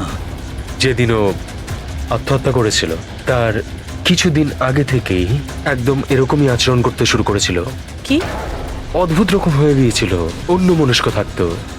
যেদিন আত্মহত্যা করেছিল তার কিছুদিন আগে থেকেই একটা অদ্ভুত রিংটোন সেট করেছিল নিজের ফোনে, আর তারপর সেই দিন হঠাৎ করে ওই রিংটোনটা বাজতে শুরু করলো। আর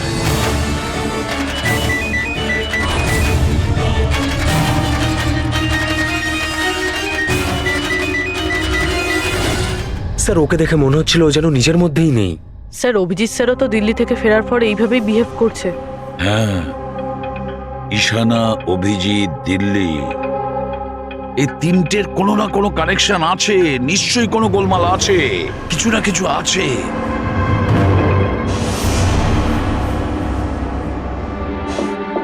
কফি।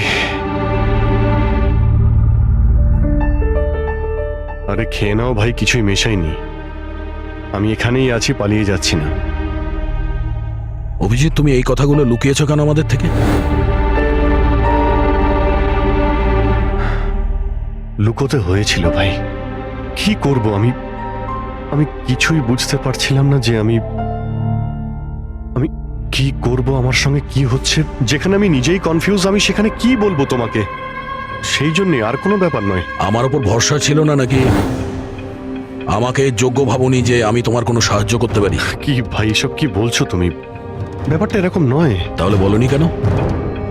আমার তো মনে হচ্ছে আমি তোমাকে চিনি না। এই মুহূর্তে আমি যার সঙ্গে বসে কথা বলছি সে অভিজিৎ নাকি অন্য কেউ?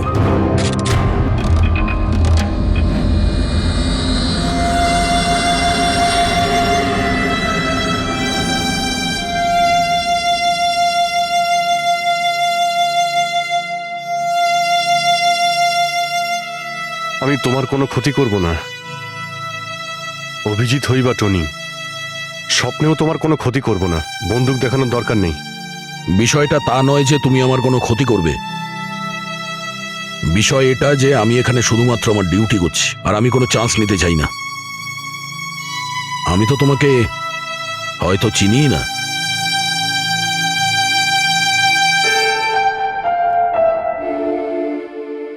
ঠিক আছে, তুমি যখন বুঝতেই পারছো না আর কি বলবো।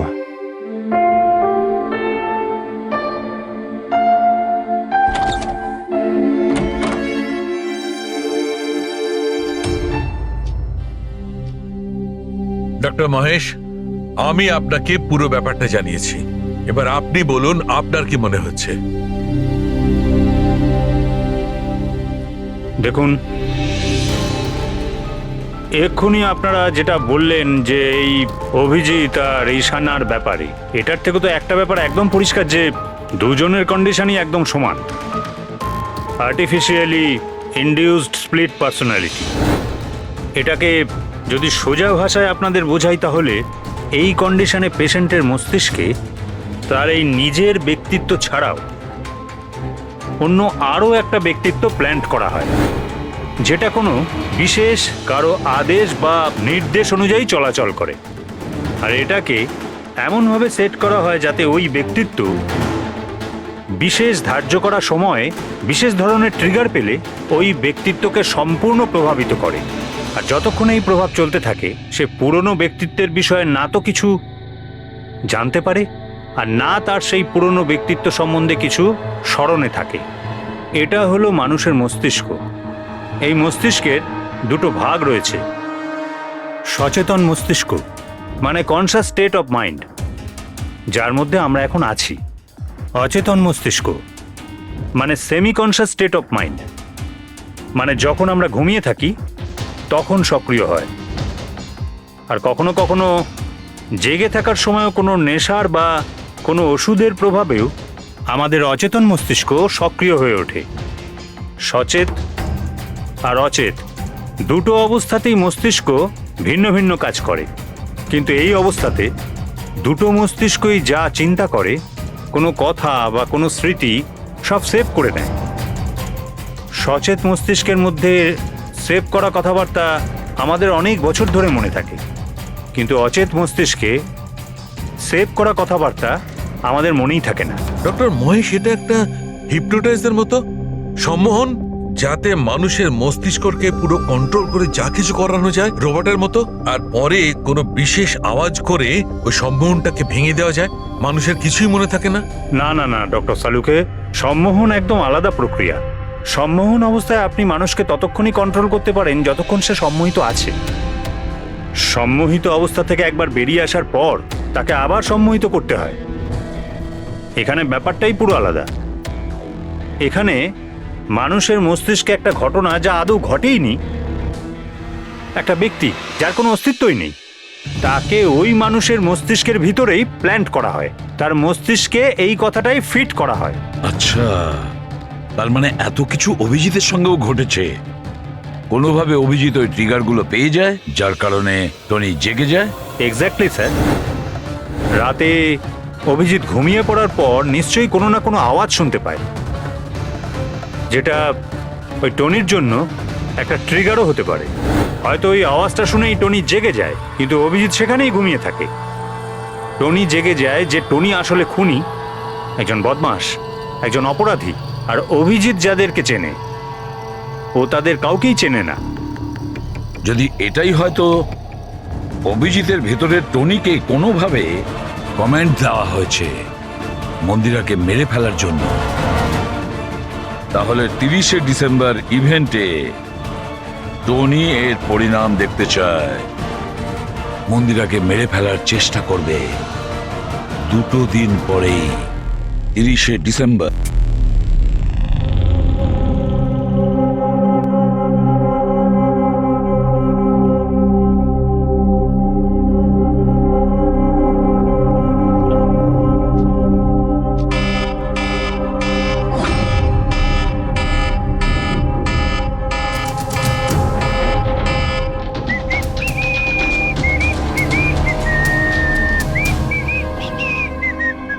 অভিজিৎ, অভিজিৎ, কোথায় তুমি?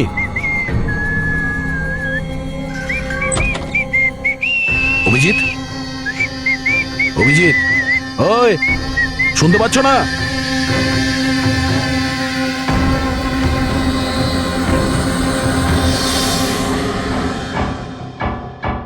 কে রে তুই? তুই আমার বাড়িতে কি করছিস?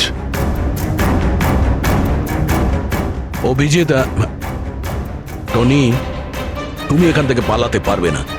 তুমি এখানে নজরবন্দি আছো, এই ঘরের ভেতরেই থাকতে হবে, বুঝেছো? টনিকে তার কাজ করতে দে। যদি আমার রাস্তাতে বাধা দিস তাহলে জীবনটাও হারাবি তুই। চল এবার যেতে দে। বাড়ির বাইরে না, ভেতরে। হাত সরা, হাত সরা। তোকে তো বললাম যে আমাকে তুই বাধা দিস না। আমার মাথা গরম করিস না। আমার কাজের সময় কেউ বাধা দিতে পারবে না আমায়। চল। টনি, তুমি কোথাও যাবে না, এখানে, এখানেই থাকবে তুমি, বুঝেছো? কি বললি? টনির গায়ে হাত তুললি তুই? টনির গায়ে হাত তুললি তুই? অভিজিৎ, অভিজিৎ, অভিজিৎ,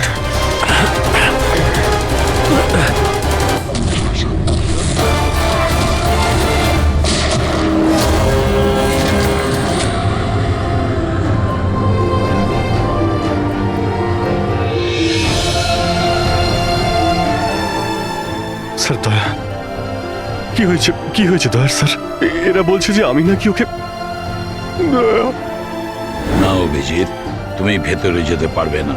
তুমি দয়ার প্রাণ নিয়েছো, তোমাকে আমরা গ্রেপ্তার করছি।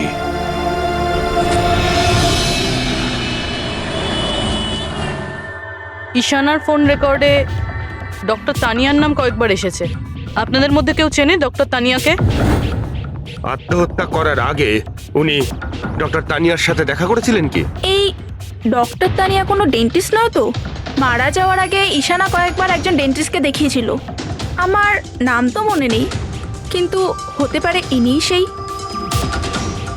যতদূর আমার মনে হয় ইনি কোনো ডেন্টিস্ট তো নন।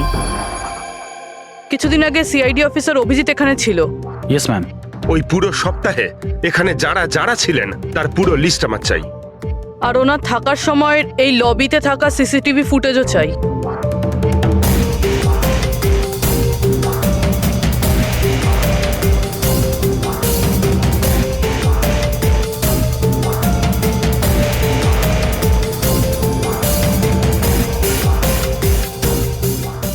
এক মিনিট পজ করুন। এই মহিলাকে যার সাথে অভিজিৎ স্যার কথা বলছে? পুরবি, এই লিস্টটাতে ডক্টর তানিয়ার নাম আছে। উনি এখানেই ছিলেন যতদিন অভিজিৎ স্যার এখানে ছিলেন। মনে হচ্ছে ওই মহিলাই। কি নাম এই মহিলার? ম্যাম ডক্টর তানিয়া, সপ্তাহখানি ধরে এখানেই ছিলেন। স্যার, এই তানিয়ার সাথে দেখা করতেই হবে।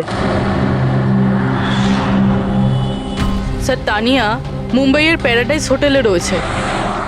টিকিট পাবো না আমি মানেটা কি? লুক, আমাকে এক্ষুনি ইন্ডিয়া থেকে বাইরে যেতে হবে। Do you understand? Yes. Doctor Tania?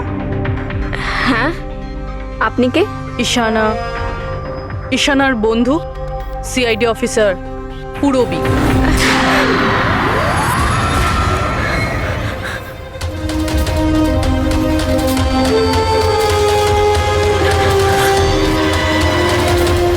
পালানো অত সহজ নয়।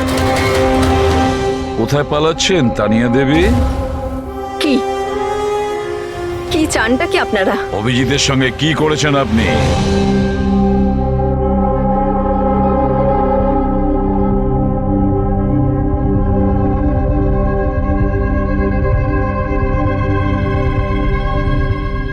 ঈশানার অভিজিতের ব্রেনের ওপর আমি এক্সপেরিমেন্ট করেছি। ঈশানাকে আত্মহত্যা করার জন্য আর অভিজিৎকে একটা মার্ডার করানোর জন্য আমি প্রোগ্রাম করেছিলাম। কিভাবে কিভাবে সেই প্রোগ্রামটা করেছেন? আর্টিফিশিয়ালি ইলিউশন স্প্লিট পার্সোনালিটির সাহায্যে আমি দুজনের ব্রেনটাকে সেট করি, আর নিজের সেট করা শিডিউলের অনুযায়ী এই দুজনকেই এরকমভাবে প্ল্যান করেছি যে কোনো রকমের আওয়াজ হোক বা রিংটোন বাজুক, আর যখনই আওয়াজ হোক না কেন ওদের সমস্ত অর্ডারগুলি মানতে হবে যে কোনো উপায়ে। ওই ফোন নাম্বারটা যেখান থেকে ওনার কাছে ফোন আসে, কার নাম্বার সেটা? ওটা একটা পিসিও নাম্বার। ঈশানাই আমাকে এই নাম্বারটা দিয়েছিল অভিজিতের ব্রেনে ফিট করার জন্য। কি বললেন আপনি? কি বললেন আপনি? অভিজিৎকে এসব করার জন্য ঈশানা আপনাকে বলেছে? হ্যাঁ। আর ঈশানা যে আত্মহত্যা করেছে সেটা কি? সেটার কারণ কি? ওটা আসলে ঈশানা নিজেই বলেছিল আমাকে করতে। হোয়াট? হ্যাঁ, বলেছিল তো ঈশানাই, বাট আই এম শিওর নিশ্চয়ই এর পেছনে কোনো না কোনো কারোর হাত আছে, যার বিষয়ে আমি জানি না। কেন? সে কেন এগুলো করবে? হয়তো ওর কোনো দুর্বলতা ছিল। যে করেই হোক অভিজিৎকে ওই পরিস্থিতি থেকে বের করতে হবে। নিয়ে চলো একে। চলো। ও বাইরে বেরোতে পারবে না। কেন? আমি অভিজিতের ব্রেনকে প্রোগ্রাম করেছি। সম্মোহন নয়, যে ইচ্ছে হলো আর ভেঙে দিলাম। আমি অভিজিতের ব্রেনের মধ্যে একটা খুনিকে প্ল্যান করেছি, টনিকে। এটাই হলো সেই আর্টিফিশিয়ালি ইনডিউস পার্সোনালিটি, যেটা আর কোনোদিনও বাইরেই আসবে না। আমি যদি চাই তাহলেও অভিজিৎকে কোনোদিন বাইরে বের করতে পারবো না, কিন্তু আমি যদি এরকমটা করি হয়তো অভিজিৎ পাগল হয়ে যাবে বা ও মারাও যেতে পারে। মানে যখনই ট্রিগার হবে টনি মন্দিরাকে মেরেই ছাড়বে, আরও ততক্ষণ থামবে না যতক্ষণ না সত্যিকারের মেরেই ফেলছে মন্দিরাকে। আর এসবের মধ্যে যে আসবে সেই মারা যাবে। মন্দিরাকে মারার জন্য ট্রিগারটা কি? কি ট্রিগার আছে অভিজিতের জন্য? ঈশানার কেসের ট্রিগার ছিল একটা রিংটোন, আর অভিজিতের কেসের ট্রিগার হলো একটা রিমাইন্ডার টোন, একটা বিশেষ ধরনের বিপ, যেটা আমি অভিজিতের মোবাইলে সেট করে দিয়েছি। হ্যাঁ, অভিজিৎ মন্দিরাকে কিভাবে মারবে? কি প্রোগ্রাম সেট করেছো তুমি বলো? ততক্ষণ মন্দিরাকে ছুরি দিয়ে স্ট্যাপ করতে থাকবে যতক্ষণ না ও মন্দিরের অনেক রক্ত দেখে ফেলছে। কটা নাগাদ প্রোগ্রাম সেট করা হয়েছে? 10টা নাগাদ। মাই গড, 2 ঘন্টা বাকি আছে। গ্রেফতার করো একে।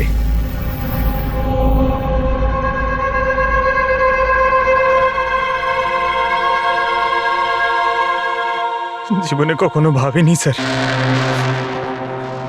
যে আপনার ওপর অপরাধীর মতো নজর রাখতে হবে।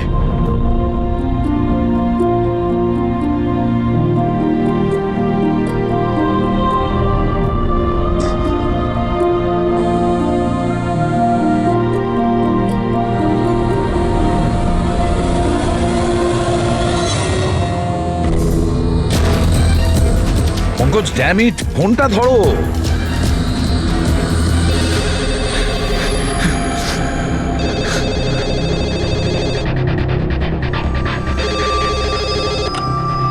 হ্যালো পঙ্কজ, কোথায় ছিলে তুমি? মোবাইলটা ধরোনি কেন? সরি স্যার, আমার ফোন সাইলেন্টে ছিল। স্যার আমি এখানেই আছি অভিজিৎ স্যারের কাছে। শোনো আমার কথা, এক্ষুনি তুমি অভিজিতের ফোনটা সুইচ অফ করো। কি স্যার?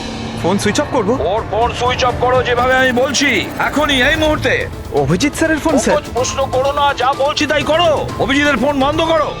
দেখো হাতে আমাদের সময় নেই, অভিজিৎ যে কোনো সময় খুনি হয়ে যেতে পারে। যাও তাড়াতাড়ি। না না,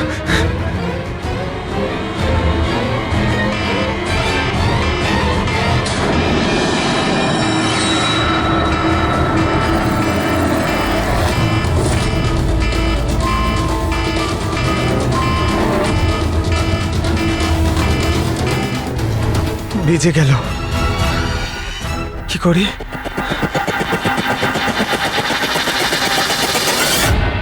অভিজিৎ স্যার, অভিজিৎ স্যার কোথায় গেলেন?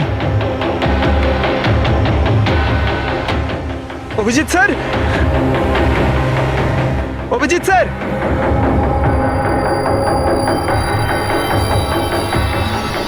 স্যার তুই আমাকে আটকে রাখবি? হ্যাঁ, আমাকে আটকে রাখবি তুই? টনিকে? হ্যাঁ, টনি আর টনির কাজের মাঝে যে আসবে তাকে মরতে হবে, মরতে হবে তাকে।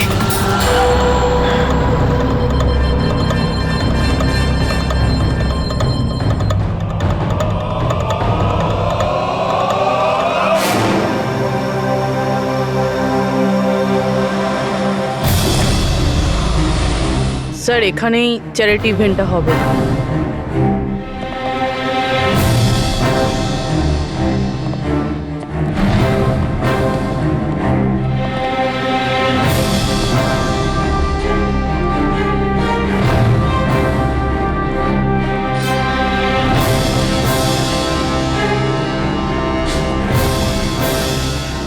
আপনারা এখানেই দাঁড়ান প্লিজ।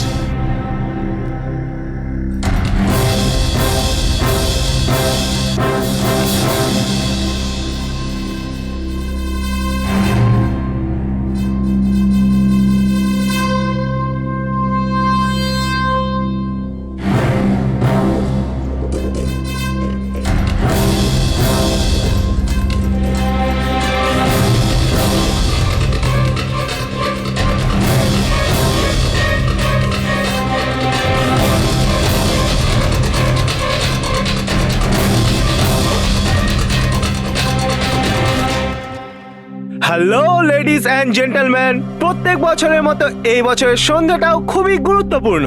কারণ হলো মন্দিরা জুয়েলার্স অ্যানুয়াল চ্যারিটি ইভেন্টের জমা করা সম্পূর্ণ টাকাটা দিল্লি ও মুম্বাইয়ের বিভিন্ন অনাথ আশ্রম আর বৃদ্ধাশ্রমগুলিতে দেওয়া হবে।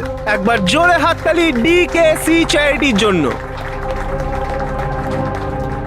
প্রত্যেক বছরের মতো এই বছরও আমাদের প্রধান অতিথি আছেন, তিনি আর কেউ না, তিনি হলেন মিসেস খান্না।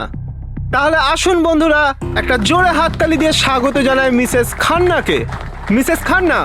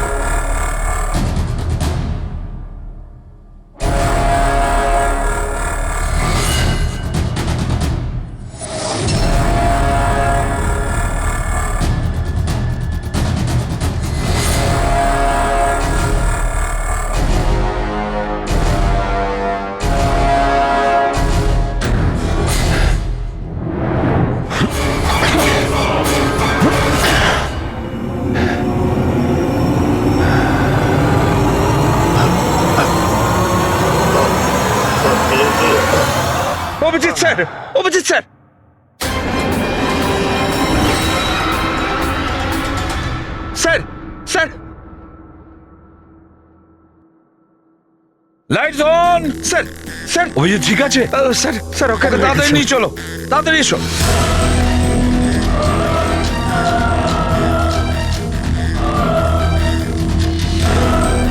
দরজা খুলুন।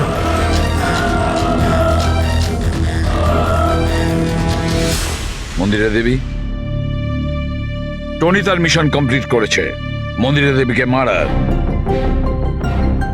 আর আমাদেরকে ভরসা করার জন্য আপনাকে অসংখ্য ধন্যবাদ।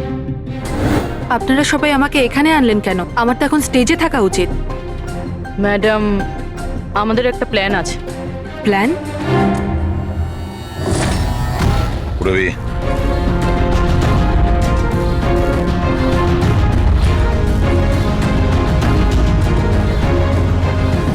Lights off. মন্দিরা দেবী,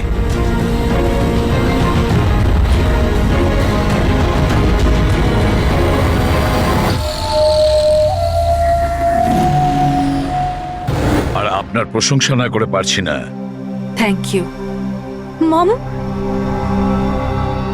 তুমি ঠিক আছো তো? এসব কি? আপনারা আমাদের গ্রিন রুমে লক করে কি করতে চাইছিলেনটা কি? আসল খুনি তো অন্য কেউ, তাই না? স্যার, আপনি সবকিছু মায়ের জীবনের ঝুঁকি নিয়ে করেছেন। যদি সত্যিই মায়ের কোনো ক্ষতি হয়ে যেত তাহলে? এতে তো সত্যি ভীষণ বড় রিস্ক ছিল স্যার, বাট আই হোপ এবার বিপদ কেটে গেছে। বিপদ এখনো কাটেনি, কারণ এই খেলার আসল মাস্টার মাইন্ড এখনো ধরা পড়েনি। গল্প এখনো অনেক বাকি আছে।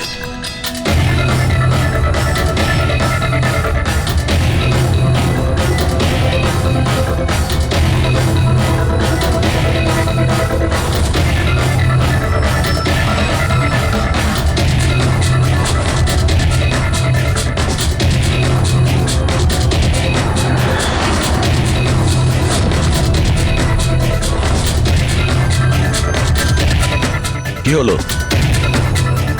আমাকে দেখে ভালো লাগলো না? কখনো কখনো খুনি পর্যন্ত পৌঁছানোর জন্য আমাদের অ্যাক্টিং করতে হয়। তার মানে ওনার মৃত্যুর খবরটা নাটক ছিল?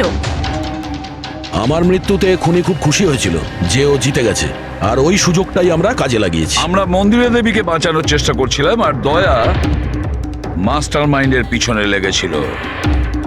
কিন্তু আসল মাস্টার মাইন্ডটা কে?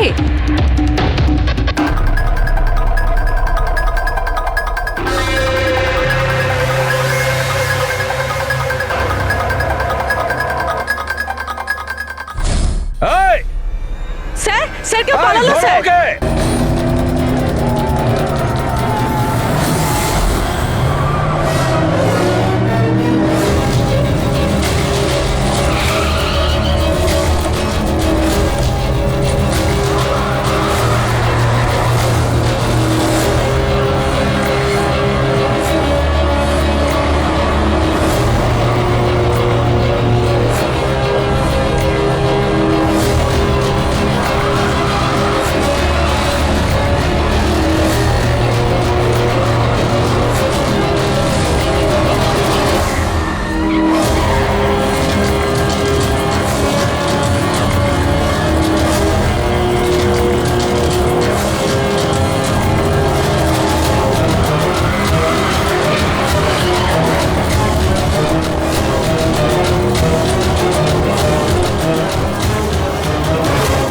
অপরাধের রাস্তা সবসময় সংকীর্ণ হয়ে থাকে।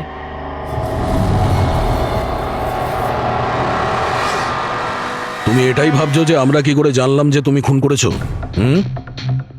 আমরা তো এটা জানতাম যে এই মাস্টার মাইন্ড মন্দিরা দেবীর নিজেরই কোনো লোক। তাই আমার মৃত্যুর পরে আমি সব থেকে আগে এটা খোঁজ নিয়েছি যে আপনাদের মধ্যে কে সে যে অভিজিৎকে চিনতো বা দেখা করেছেন। তারপরে আমার মনে এলো যে ক্রাইম ব্রাঞ্চের সেমিনারের জন্য অভিজিৎ দিল্লি গিয়েছিল। ওই সেমিনারে আসা লোকেদের লিস্ট যখন আমি দেখলাম তখন জানলাম যে কায়রাও গিয়েছিল। ক্রিমিনাল সাইকোলজির স্টুডেন্ট কায়রা। আর তানিয়াকে জিজ্ঞাসাবাদ করার পরে আমরা জানতে পারলাম যে ঈশানাই এই সমস্ত কাজ করতে বলেছে। ওই সময় ঈশানার মা সরকারি হাসপাতালে অ্যাডমিট ছিলেন, আর তার কিছুক্ষণের মধ্যেই ঈশানার মাকে বেসরকারি হাসপাতালে যেখানে অ্যাডমিট করা হয়েছিল সেখানকার পুরো খরচ মিস কায়রা করেছিল। আর সবচেয়ে বড় ক্লু, ওই পিসিও যেখান থেকে অভিজিৎ স্যারের কাছে অর্ডার আসতো দয়া স্যার সেখানে নজর রেখেছিল আর সেখানেও তোমাকে দেখা দিয়েছিল। Okay fine, I give up. মেনে নিচ্ছি যে আপনারা খুবই স্মার্ট, কিন্তু স্যার এই কথাটা তো আপনিও মানবেন তাই না, যে আমিও অনেক স্মার্ট? হ্যাঁ, স্মার্ট তো তুমি বটেই। ক্রিমিনাল সাইকোলজির একজন ব্রিলিয়ান্ট স্টুডেন্ট, যে সৎ মায়ের থেকে নিজের পুরো পরিবারের খুনের বদলা নিতে চেয়েছিল। লোকেদের মস্তিষ্ক নিয়ে খেলা করা আর তাদের নিজের চক্রব্যূহে ফাঁসানো, এটাই এনার বিশেষত্ব। তাই আমি ভাবলাম যে এনাকে এনারই পদ্ধতিতে মেরে দিলে কেমন হয়। সেই কারণেই আমি ঈশানার সাথে দেখা করি আর তারপর ডক্টর তানিয়ার সাহায্য নিই। She was mad, she wanted to do an experiment. তারপর আমি ঈশানাকে অনেক বুঝিয়েছি, অনেক বোঝানোর পরে শি ওয়াজ রেডি। ওই এক্সপেরিমেন্ট নিজের উপর করায়, কিন্তু somehow I was never convinced. আমি সবসময় কনফিউজ ছিলাম যে ওই এক্সপেরিমেন্টটা করতে পারবে না। আর ঠিক ওই সময় আমার সাথে দিল্লিতে অভিজিতের দেখা হয়, আর ওনার সাথে দেখা হওয়ার পর আমি ভাবলাম যে এত সৎ আর ভালো অফিসার থাকা সত্ত্বেও এই এক্সপেরিমেন্ট অন্য কেউ কেন করবে। তারপর আমি আর ডক্টর তানিয়া অভিজিৎকে ব্যবহার করি।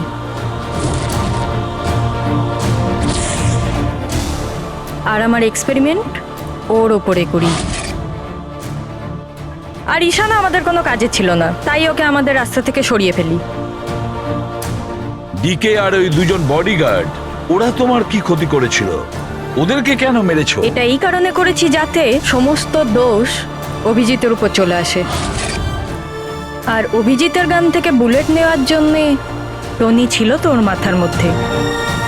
হি ওয়াজ দেয়ার। তুমি এতটা নিচে নামতে পারো কায়রা, আমি কখনো ভাবতেও পারিনি। এবার জানতে পেরে গেছো তো? তুমি আমার মা বাবার সাথে, আমার ফ্যামিলির সাথে যেটা করেছো না, তোমার বেঁচে থাকার কোনো অধিকার নেই। আমি এইসব এই কারণেই করেছি যাতে আমি প্রুভ করতে পারি যে পৃথিবীর যে কোনো মানুষের মস্তিষ্কের সাথে খেলা যেতেই পারে, তা সে যত বড়ই সিআইডি অফিসার হোক। কায়রা, তুমি প্রতিশোধের আগুনে একজন সাহসী অফিসারের প্রাণ নিয়ে খেলেছো, আর তাছাড়াও 4 জন নিরীহ লোকের প্রাণ নিয়েছো।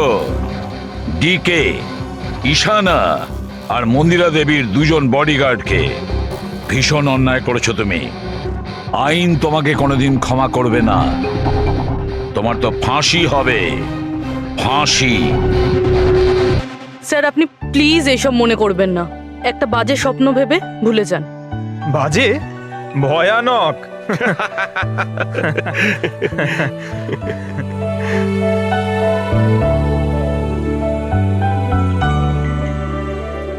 বস, হ্যাঁ বলো সালুকে, বলো। কেস তো সলভ হলো?